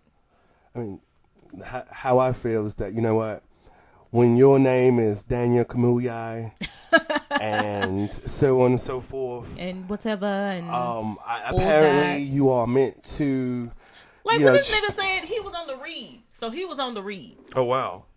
He was on the read a few episodes ago, and he was talking about how he went down to the Costco in order to get experience to better help him be a guy like Slim. I mean, you know what I mean? Slim's at Costco. I mean, this thing though, I appreciate your interest in it, but that in itself speaks to the fact that these are experiences that you don't have, because although you are Black, there's still a separation of being a Black American. Exactly. And as you mentioned, it does not mean or negate the fact that anti-blackness and racism exist in other spaces. But if this was a movie that I was supposed to relate to, fish and chips is not gonna be it. It's not gonna be it. You might as well throw on a Spice Girl reunion, Spice World, or offer the bitch some bacon butties. Or okay, like I wasn't going to the movieplex. I wasn't going to studio movie gorilla and ordering the tea and crumpets. I wasn't. I personally wasn't. You hear me? Hot tea at noon? None of that. None of that. I wasn't doing that. I was going tea with biscuits that are really cookies. Yes, I'm going to the cornbread fed greens. Thank you. Black eyed peas, macaroni in the oven that pulls the cheese when you goddamn come out, hot water cornbread fried chicken ministry. Okay. Well, it's fried jackfruit for our vegan lovers. Some of us. But still, it just, Lena has been inauthentic about what her stories are trying to tell. If you're trying to tell my story, I want people to be authentic. If you got that same, and this is another reason I feel like, okay, I won't say a reason, but this is another critique of why a lot of black people feel that to be black and LGBT can't coexist. Mm-hmm. Like somehow when the LGBT conversation comes up, the black people that are a part of it somehow get lost in the shuffle. Like we can't be black and queer. Right. We can't be black and authentic to love is love. Mm-hmm. And so if you can understand that in the other characters that you portray, how was it so hard for you to understand that black people want to see themselves? Because it ain't. Daniel and Jody just they not us. And it's not in a bad way. It's just understanding that the dynamics are different. Daniel is not going to have the same experience over across the pond with the police like they have over here. And that's just real facts and real truth. Tell that story. And if so, tell that story. Why couldn't Queen and Slim be in England? Why couldn't they just deal with the racism that people over there have to deal with? Because that would have been a powerful message, like showing anti-blackness around the world. Because right now, if you really look at the state of Black Hollywood, the Black Brits it's them. Oh, yes, they the it girls. Yes, ma'am. Shit, Cynthia Erivo is one goddamn letter from being an EGOT. And yeah, you got how many? Where's Angela Bassett? Angela Bassett's. Where's hers? And it is Viola Davis. Where's hers? Of playing specific roles that were originated or inspired by American events as it relates to black people. Mm-hmm. Cynthia Erivo, I think, got 2 of her letters. I think it was a Grammy and a Grammy and a Tony, I believe, for her work in The Color Purple. Mm-hmm. Again, a novel by Alice Walker, Black American. But it's still inspired by a time in Black American history. Same kind of with Queen and Slim, although I guess it was written more freely or so. It's still inspired by the type of events and things that happen and the current, I guess, culture, as you would. Like, this movie is also timed and propelled by a black movement. Like, more than ever, we've talked about Black Lives Matter, and we have been for some time. I'm not going to say that just started, but that's still a conversation. We talk about black movie. We talk about we've been talking about other black figures and things like that. Even why the Dr. Umars have a space. Yeah. So the movie is propelled in part by that kind of motivation, I guess, if you will, based on where we are as, a country and the current climate of things, mm-hmm. where black stories are what we're specifically looking to kind of create and permeate into an oversaturated sea of white content. Yes. So I feel like had Lena just sat there and ate her food and just been like, hey, Queen and Slim, black couple, some shit happens, something happened at the end, hope y'all go see it, support your girl, blah blah, I could have accepted that. That would have been acceptable. Cheerio. But when you intentionally use the fuel of a real movement with real people, real bodies, real figures that have an experience that is exclusively to us, and you sell and you package it in that way, and then to go into interviews and say the exact opposite and talk about how it would be inauthentic to choose somebody just based off of where they're from and all this other stuff, when you're literally making a movie that is only solely an experience that has happened here. I just have to side eye you. Queen and Slim was a cool movie. It didn't really move me in the way that other people were moved by it. It didn't make it a terrible movie. You know, the actors did their thing. I'm not dragging them or any of that stuff. I only drag them a little bit because, again, this was just like around the conversation about Black Panther when Amandla was going out for a part and then she checked herself, was like, you know what, I'm light skinned. If this is a truly untainted African country who has not at all, then people like me don't exist yet. We don't exist yet because this is untainted. The bloodline has not been whatever. This is a truly African kind of thing. And while we do come in different colors, we know. You know what I'm saying? We get it. We know that the majority of the people coming out of that space. Respect for that. Because you didn't have to. You could have tried out for the role and they offered to you. It would have been fair for you to take it in the sense of this isn't illegal. You were offered it. You went about it the right way. But the fact that you had enough, understanding, self-awareness, and enough respect for what we were trying to do with the project and what it was supposed to mean, because it was more than just a Marvel movie for Black people. Because understanding your own privilege, because you're still Black, but you understand that there's a light skin privilege that permeates, that allows you to get moved up to the front of the line because there's a certain look or a certain way that makes you more palatable or makes your project more palatable to a wider audience. And she was more self-aware to understand that. So that's what I'm coming to the situation about for Lena. The movie itself is not really an issue. Like I said, the ending is an issue for me, but again, that's an opinion. That's my own critique. But if you are going to be selling it a certain way, and then when you get into interviews and you uphold the white gaze, you uphold all of the very things that have shut Black people out of our industry and our talents and our acting and our abilities for so long, I can't rock with it. So I really want Lena to do better. I really want her to do some real introspection. I want her to stop being out here cheating if that's what she's doing. Like, get into a relationship, girl. These apparently they everywhere. So you know what I'm saying? Or do you be a bachelorette? Be single. Bachelorette. I don't know what your bachelor pronoun is, but get you somebody that's willing to engage the way you are. There's so many different types of relationships, so many different ways that people love. There's nothing wrong with having multiple partners. There's nothing wrong with being engaged with other people that aren't your partner, as long as y'all are in agreement. And homegirl tried that one last ditch effort, hoping that if she liked it, she put a ring on it, that was gonna change some shit. It didn't. Again, here we are. But I just want Lena to do better. Sell the movie as it is. If you're going to use other actors of a different background to sell a story, just talk about Queen and Slim as the project itself. Don't try to bring any outside influences into it other than it's just some fiction, some shit I wrote, and these are the niggas I wanted to star in it. Period, big dot. All right, moving on. I don't know if you knew, but they said that this was a big rich town. And I just come from the poet's part. I did too. That's legal or illegal, baby, I gotta make it. Apparently. We're down to 4 suspects on Power. Those 4 suspects are, if I remember correctly, Sax, Tate, Tasha, and the devil spawned Tariq.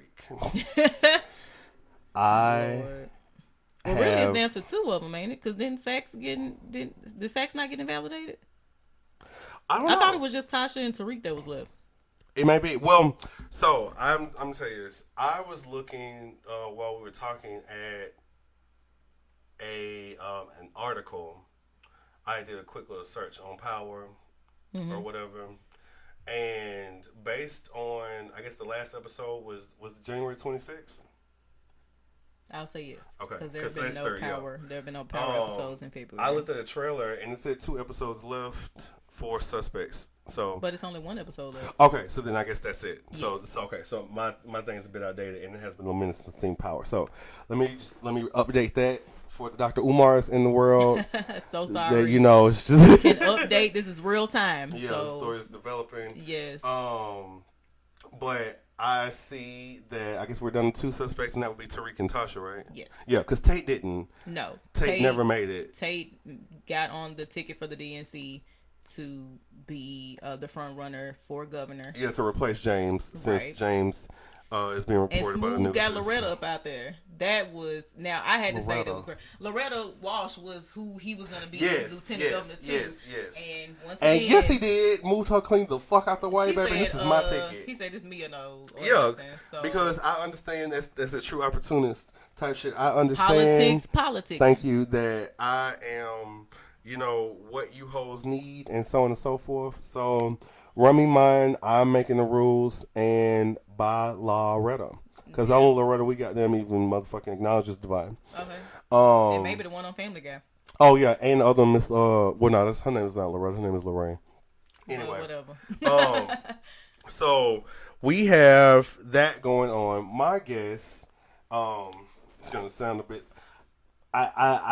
My guess is still kind of in the middle. My spirit is telling me it's Tasha. Only because I hope so. I feel like Tariq is the most obvious choice. Little Joffrey. As it, kind of pertains to, he has so much hatred built up and so on and so forth for his dad. So I imagine that it to be Tasha. And also just kind of how it left off when Tate was talking to her or whatever about, stopping him and they pulled that whole Lakeisha Grant thing, like, your cash, but in this case it was, but Tariq. Right. So, the big rich town is slowly closing down. We're getting ready for Mary J. Blige to open up a new power book. With a thigh-high boot. Yes, ma'am. I hope to see several thigh-high boots. I bet her. Because it's necessary. We are in the space. She is not playing anybody that wouldn't be in a thigh-high boot. So I pray that they give her at least do 3. Right by her 50. And I want one to be leopard. It better be leopard. That's what I want to be. I want it to be leopard. So, I just, I'm still thinking back over Power. It's so interesting, and I hate that it's being kind of drug out this way. But I only hate it just because of the anticipation of wanting to know what happened, and then for the fucking Grammys and the Super Bowl and shit. Don't the Oscars come on next week or whatnot? Child, stop playing with me and just let us get to the point. Like I said, I have been voting for Tasha St. James, as she's affectionately known. That family is affectionately known by us as the St. James. But too many drag shows. It's been in blue. Okay, that's too many drag shows, child. Too much time in blue. R.I.P. to the great Blue. If you are queer and in Nashville and was around about the early 2000s, mid 2000s, Blue was the motherfucking place to be. And you didn't have to be gay to be in there. Everybody was in there getting their whole motherfucking lives. Yes, but anyway. We were, baby, dancing in cages. I'm sorry. We'll have to read. But anyway, that'll be a show by itself. Yes, we do. We need to recap and all the Blue hits and stuff like that. That was the time. Getting new outfits every weekend. Child going to the IHOP at 3 a.m. waving around. Anyway. The days. So we gonna mosey back on to the big rich town.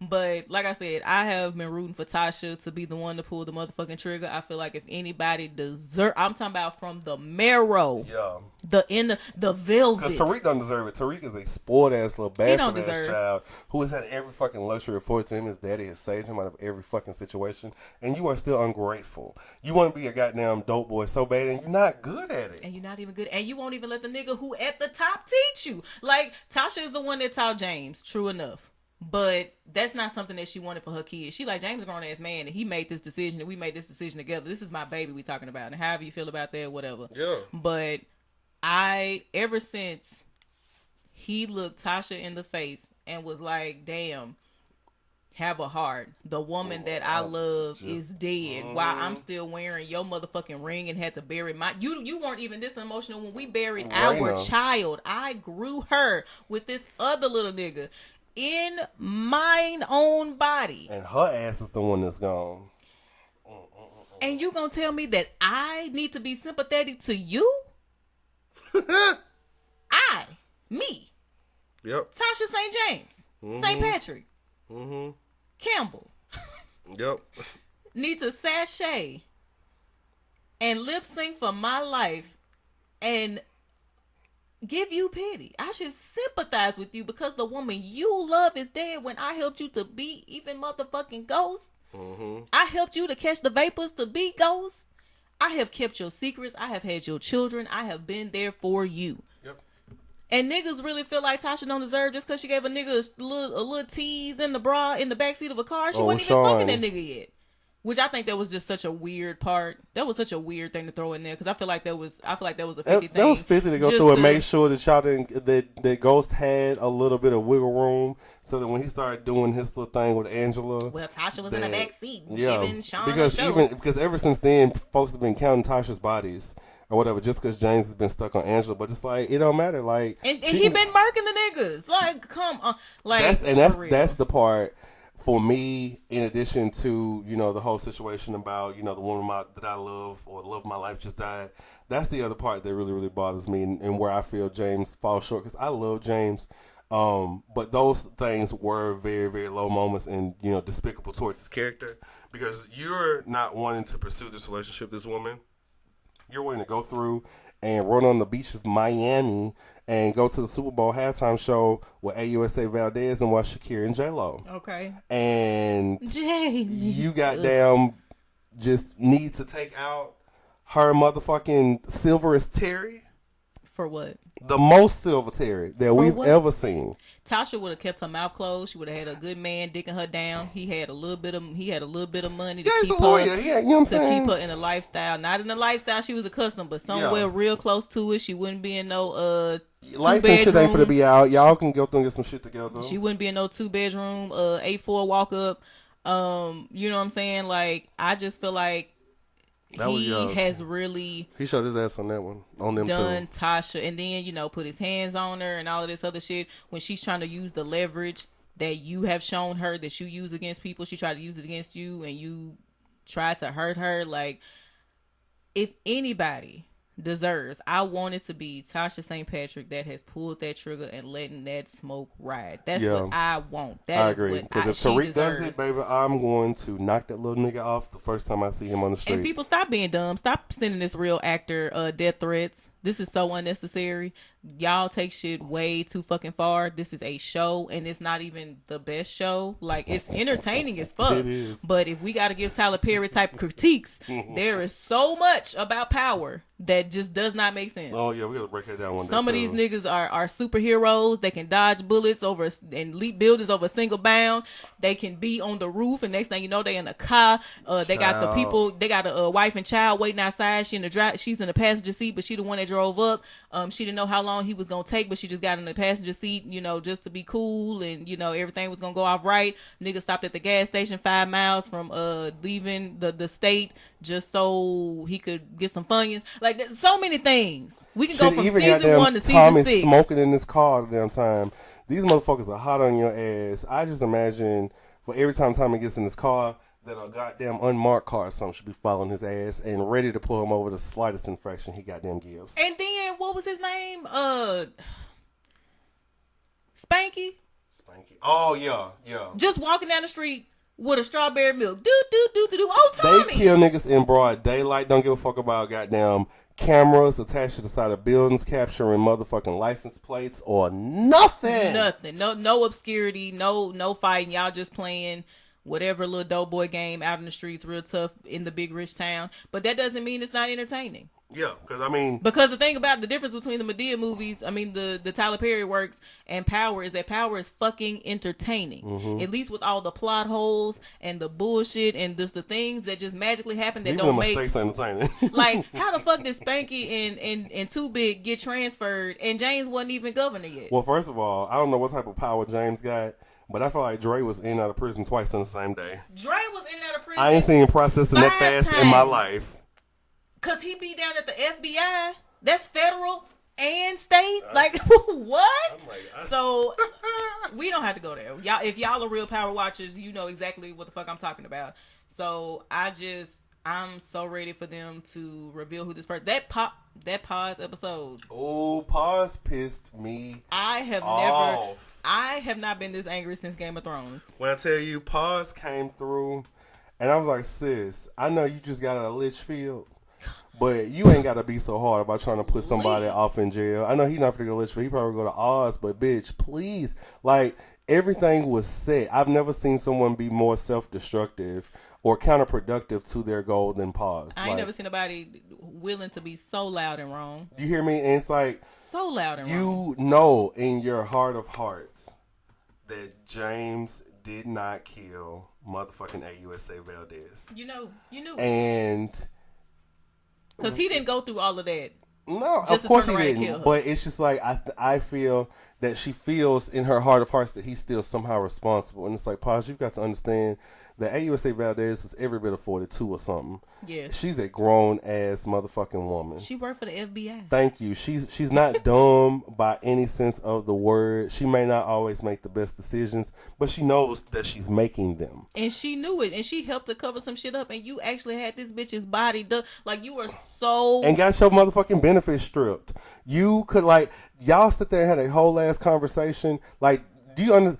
That's always been my issue with Power, or with some of the characters in Power, and why I've had so much respect for James in his ways outside of the two that we've mentioned, being those two despicable ass conversations in that murder, or the despicable ass conversation with Tasha in that murder, is just that this man or these people, the St. Patrick's themselves, do so much to keep people out of trouble, and they turn around and put themselves back in. Like, these hoes did everything to make sure that your sister was buried with dignity and respect, and all of her honors. Yes, all of that type of thing, and for the benefits to be paid to you.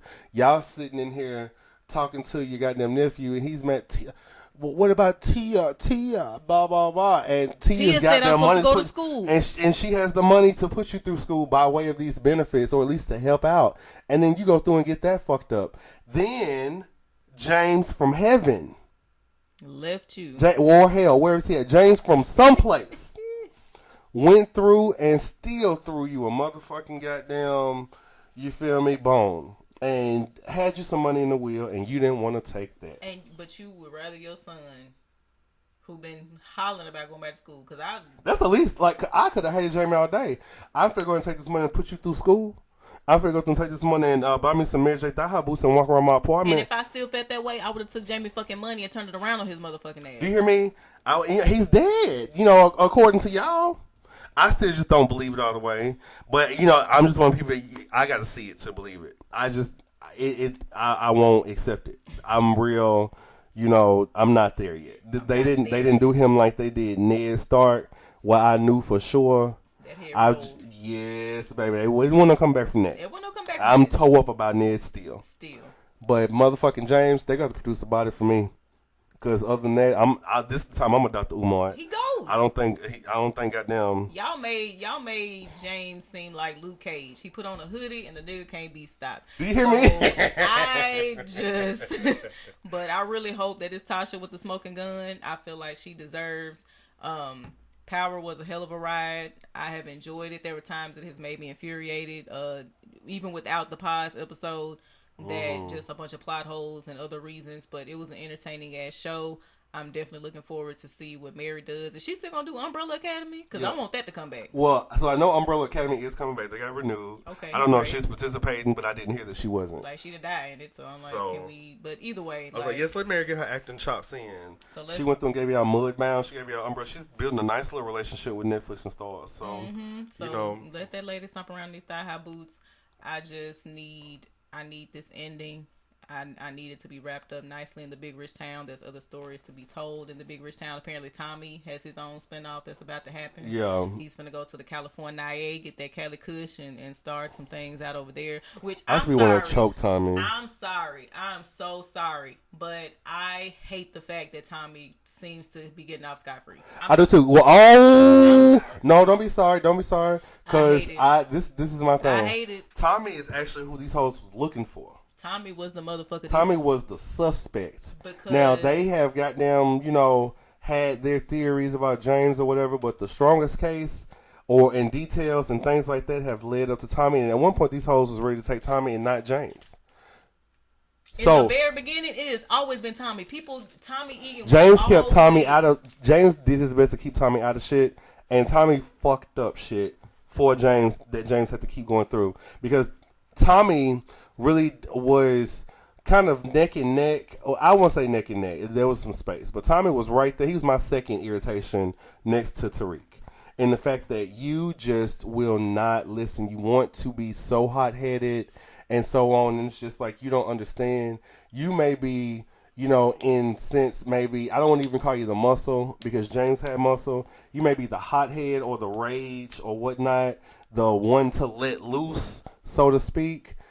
because you're not necessarily held back in the same way that James does, because he still, in all his mess, tries to have a little decency and so on, even just by letting that girl go first episode when they took her to the bottom of truth. Mm-hmm. But Tommy, in all of your mess, and the fact that you goddamn were just another thorn in this man's side in all of the ways that he didn't need. And you were wrong. And you were wrong. You were dead wrong. You were just goddamn moved by that anger that you have and inability to reason and goddamn not necessarily think the worst of every fucking situation.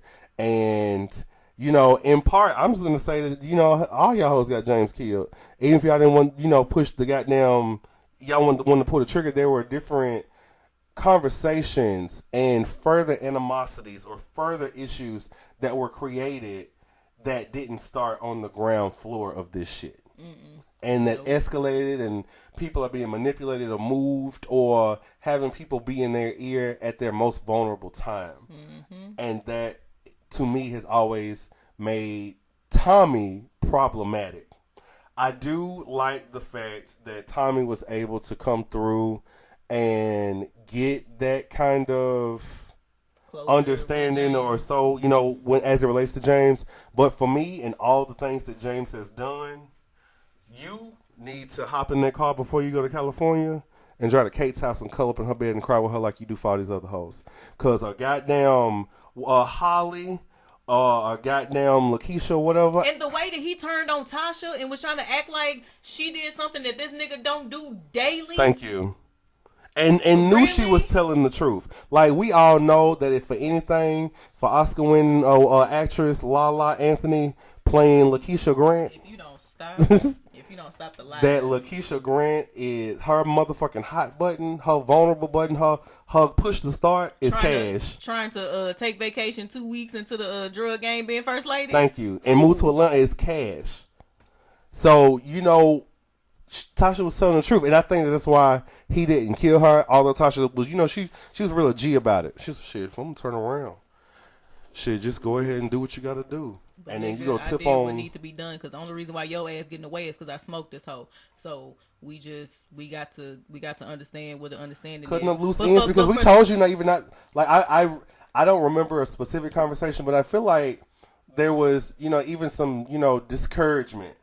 About the two of them. Tasha had been telling Tommy for the longest that she was not cut out for that, which is why when they were moving weight and money through her salon, that they didn't. That's why Tasha did not want to involve her, because she knew that she was not a G at heart to handle it. Tasha clocked her from day one. This can be my home girl. We're gonna make some money. I'm gonna help her out. She got a son. I know, you know, I understand. I want to do right by another black woman. Give her some change in her pocket. Take care of her son. Help her do what she needs to do, because the dad ain't in his life, so she fending for herself in these New York streets in this big rich town. I'm trying to help her out. Don't fuck with her. She is not going to be the one that's going to stand up and stand back. And even motherfucking Kate read it. Even Kate was like, do you see this little liability walking right here? Kate, no. Do you see him? Kate been trying to put you on. Because unlike Tasha, who, yes, is about her kids, but she tried to still move in a way that let the business be the business. Lakeisha was not going to do that. No, Lakeisha, no, she was not built for that. She was shaky. EGOT winner, Lakeisha Grant. I'm telling you. Multi-hyphenate was not about to be the one. She was trying to clock out and go to lunch. Thank you. Like, this shit ain't real time happening. So spooky every time somebody goddamn comes to the door. I'm like, sweetheart, get a Ring doorbell. Cash couldn't go outside for months. Cash been in the house ever since she met Tasha. Child, I was like, Cash and Yaz is somewhere goddamn playing. They had to be there together, because I don't understand. Like, I really don't like the fact that Tommy is the one who made it. And I would say like it's because he's white. I feel like I was about to say that. I was about to say it because he's white. He got the send off with all the bullshit. Tommy didn't ever get a bullet. Like, did that nigga ever get shot? Did he ever get stabbed? Like, what injury? Like, what? Really? They messed his car and people knew his actual name. His name put fear in people in the street. Ghost had a moniker. He had some sort of cloak over him to not be so known. Tommy. No, Like, Tommy nigga, Egan. you could have even, yes, you could The even went by first and goddamn. last name. I would have even been said so. You went by Tommy Pickles, but you out Tomas. here government first, government last. Stop it. Always knew where you were. Everybody always. And knew you a where white boy drug dealer. How hard is it to pick you out? White boy Carl. Do you hear me? Okay, like. Hopefully he pick him up on the way. I just really hate that Tommy got away unscathed unless this book 3 or pre-book. It should be a book 3. I don't want Genesis. I don't know. Unless he get into Cali and get in trouble. But I'm like, he took out the Jimenez. He took out what was his name? Lobos. Mm-hmm. Okay, like he has been involved. Tommy done been involved with the Serbians, with the Italians, with the Jamaicans. Like. He been involved in all of this shit and ain't nobody came for his head. He ain't never been in such a predicament where Ghost wasn't gonna be able to save him and nothing was going. But then this is the ending that Ghost got. Child, fuck that. And that's how I feel. It's they did Ghost very Jon Snowish to me. They did, even though Jon Snow didn't die. It's just it's just the whole thing. Well, yeah, he did die one time, didn't he? Did. But it's just like these are the people. For the most part, that whether you like them or not, are very, very involved in keeping everybody out of jail or safe or whatever the case. I think that, it ends up being a bit more difficult because I think this type of game requires more secrets. And for those people who are, doing the protecting, they feel that the protecting also comes by way of not communicating that you're in danger, a lot of times in X, Y, and Z, but I'm not rocking with the fact that Tommy's alive. I know something will happen to him on the way. I goddamn flat tire that turns into even something. Dre got burned up in a fucking jail cell and Tommy didn't get nothing. Like, come on now. Like that's the part of power that really burned my grits. But other than that, great show. Would definitely have watched it over again with no changes. I'm excited to see what's coming up next for the Big Rich Town, but I'm ready to get this section over with so we can get on to the next. Because, baby, they got us in the post part right now, and I want to get where the riches is at. Okay. So I guess kind of close out our show before we get to our musical spotlight of the day. For those of you who don't know, The Masked Singer went off on Saturday and came back on Sunday. I don't know what goddamn kind of America's Next Top Model cycle these hoes is on, where you have a season finale and 2 weeks later you back on, but I guess they saw the opportunity since Fox, I think, won the bid for the Super Bowl this year, or it was their turn, or however it goes, and it was like, "Oh, bitch, we're gonna follow this over to Masked Singer," and they did. They was like, Nick Cannon ain't doing nothing. Y'all ain't doing nothing. Throw him on there. He's not playing football, or probably even watching it. Get him in, a mask and a glittery suit, and let's go. Last night, The Masked Singer debuted. This is probably going to be the quickest Masked Singer segment we've ever had. The robot last night was unmasked, and it was Lil Wayne, who is my greatest rapper alive. Yeah, Fight me. I have no idea, of course, how the judges. I do have an idea because I guess that's their job. Let's make ridiculous guesses as to who these people are, and just be surprised when they take live for it. Like Lil Wayne has a very, very distinct voice. It's almost kind of robotic in that way, just how he talks. And then the song choice he had last night kind of had him doing the talk singing thing, which let you hear it even more. Everybody up there, including people who've worked with him time and time again, had no idea this was Wayne, and was just like, "Oh my God, it's Wayne! It's Little Wayne." I don't know how I feel about it. A little piece of me feels like the show is beneath Wayne. It definitely is, because he's still Wayne. Like the people who have been on this show are people who are legendary in their own right, but are not current of the things. I just feel like it should always look like the cast of The Surreal Life. Yeah, that's to me what it should look like. I was like, y'all knew Wayne going. I was like, I feel like they did that on purpose. His contract too. Like maybe unmask me first. Yeah, so I can go back to my business because I can't be here all day. Yeah, I'm Lil Wayne, bitch. I am gonna be too goddamn high on this lean and X, Y, and Z to be coming this bitch day in, day out and singing. I'm and not then a if singer. I gotta fly, you know, I be having guns and drugs on and me, seizures. so I'm gonna get stopped. Shit. Get arrested halfway through the mass singing and be like, girl, what happened to the robot girl? He's in jail. But he's still like touring. He's had albums out recently. He actually just put an album out this past Friday. You know what I'm saying? So like, Funeral if you don't have it. That was purely for ratings. I don't really see agree. that being any sort of a real thing. Like he was really trying to be on the show. So you know, whatever. Get your clicks, get your coins, I guess. But they finally had Sir Jameth Foxx. Baby, I know Dr. Ken pissed himself because he had been waiting for the cane to arrive. And I need them to run us a finder's fee or something because it was our suggestion that Jamie Foxx go ahead and come on there. We have the clips because they motherfucking said his name more than Candyman, and I'll be goddamn if that nigga didn't appear. Look, just like Kid Fury and Crystal got Missy, the Vanguard, and all of the accolades that she, you know, they've been really rooting for her for years.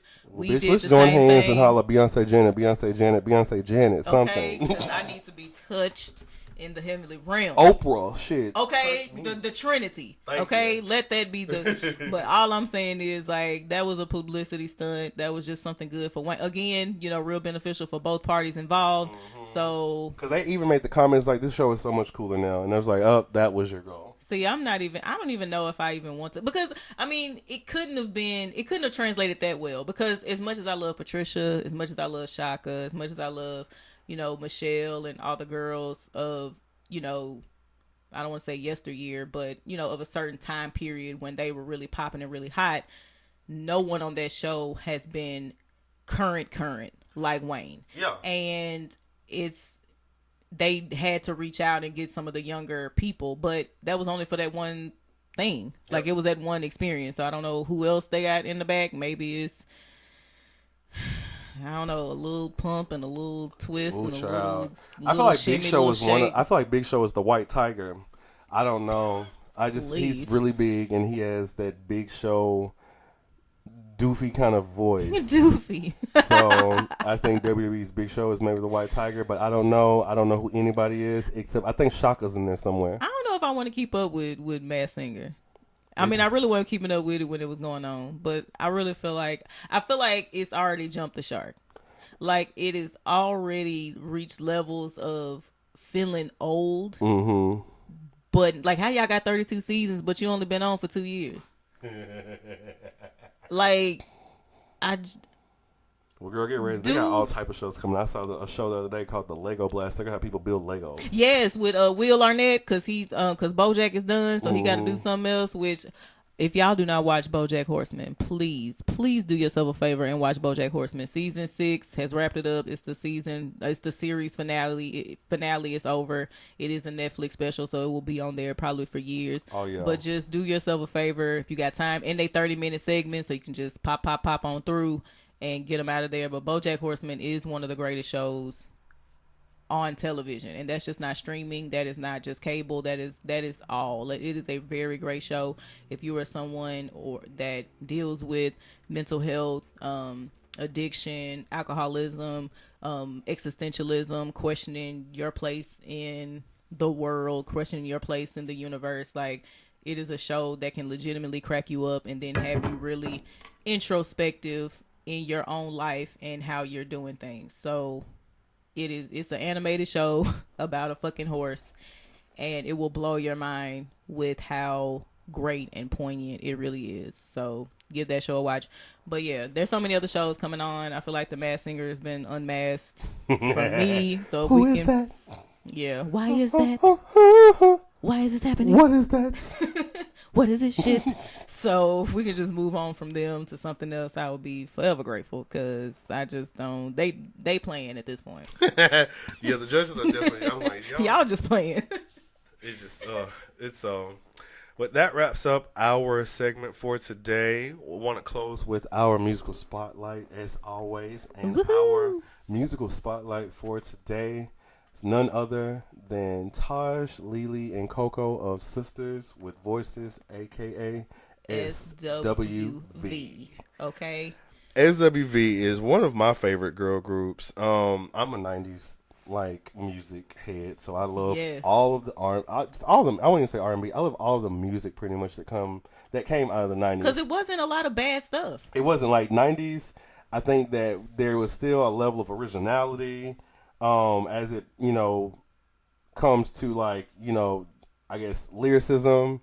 And even just production value. And not to say anything because I appreciate his success and the fact that this is a young black man working, but I think that some of our newer artists like The Baby and so on kind of suffer from what I call the jagged edge curse, where a lot of the music sounds the same. Yeah. Baby and Megan Thee Stallion and so on, like we're rapping the same, the music is the same, but the 90s for me, there was so much talent. The competition was fierce, so I feel like everyone was really, really on their A game. And for that reason, we have such timeless hits like Weak, You're the One, Right Here, of course, which is the Human Nature inspired remix song. Okay. You're Always on My Mind. Anything. I'm So Into You. Downtown. Okay, and my personal favorite, the one that I love so much, Use Your Heart. Oh, that's the one they finally let old Miss Taj sing. Yes. She came on with old husky Tony Braxton. And it sounded amazing. So use your heart if you really love When we Dubby. get done. Valentine's Day is coming up, so if you got a boo and y'all trying to stop it. But that's what Taj did. Taj George. She said, I'm gonna make it count because I don't know when I'm gonna do this shit again. She said, we ain't got no DC3 set up over here, bitch. It's a real DC4, bitch. Even though it's three of us, and Coco is Beyonce. Okay. So. But like, I mean, just hits, albums, and so on. And then the videos were iconic, especially coming on like VH1 Soul. These long ass nails, just so black. These hairstyles, you can smell the spritz and the lustrous pink oil lotion from the TV. Woo! Them hot curling irons, child. When that residue get on it and start warming up. Yes, everything about SWV. I enjoyed their show when it came on too. I actually saw. I watched it faithfully. SWV in concert with Keith Sweat some years ago. As a matter of fact, I'm actually planning on going to see them. I think they have a concert coming up. Yes. So at my company, they have like a box at Bridgestone. Yes. And they get tickets in the box. So if the executives don't take all the tickets, you get to go. How was everybody? So if I get these tickets, bitch, let me you know who I'm tapping. Yes, ma'am. I'm home. Because we're gonna have drinks. It's gonna be drinks in there. It's gonna be food in there. Like, this is box seats at Bridgestone. So y'all pray for us, for whoever you pray to, or whatever. Mine is real universal. Yeah, whatever you do, whatever you pray, whatever you to get it there. Up, down, sideways. Rub baby. that. Well, maybe not down. Do whatever you got to do, so that way we can go to the show for the frizzle. Okay. Yes, because these heifers are going to sing, and they still sound good. Coco is one of the better female vocalists we've had of our generation. I won't quite put her as number one. For me, that's always going to be Nippy, the Voice Houston. But if you talk about singing, you not fit to just goddamn throw Coco away like this. She's got some motherfucking pipes. And y'all tried to do the same thing with Keisha Cole and Lil Mo, and I won't stand for it either. Them bitches was singing. Y'all know them goddamn songs. Oh, that reminds me. I'm gonna just make a note on this podcast and whatever to talk about Lil Mo. Actually, no, I'm talking about Lil Mo next time. Yeah, because we already at about 2 hours and so on. Because that heifer right we ain't gonna hold you long. You hear me? So doors to the church are open. Yes, this is our special We Are Back 2020 2-hour edition or so. Thank you very much for tuning in. This has been the Opinionated Podcast. Bye, y'all.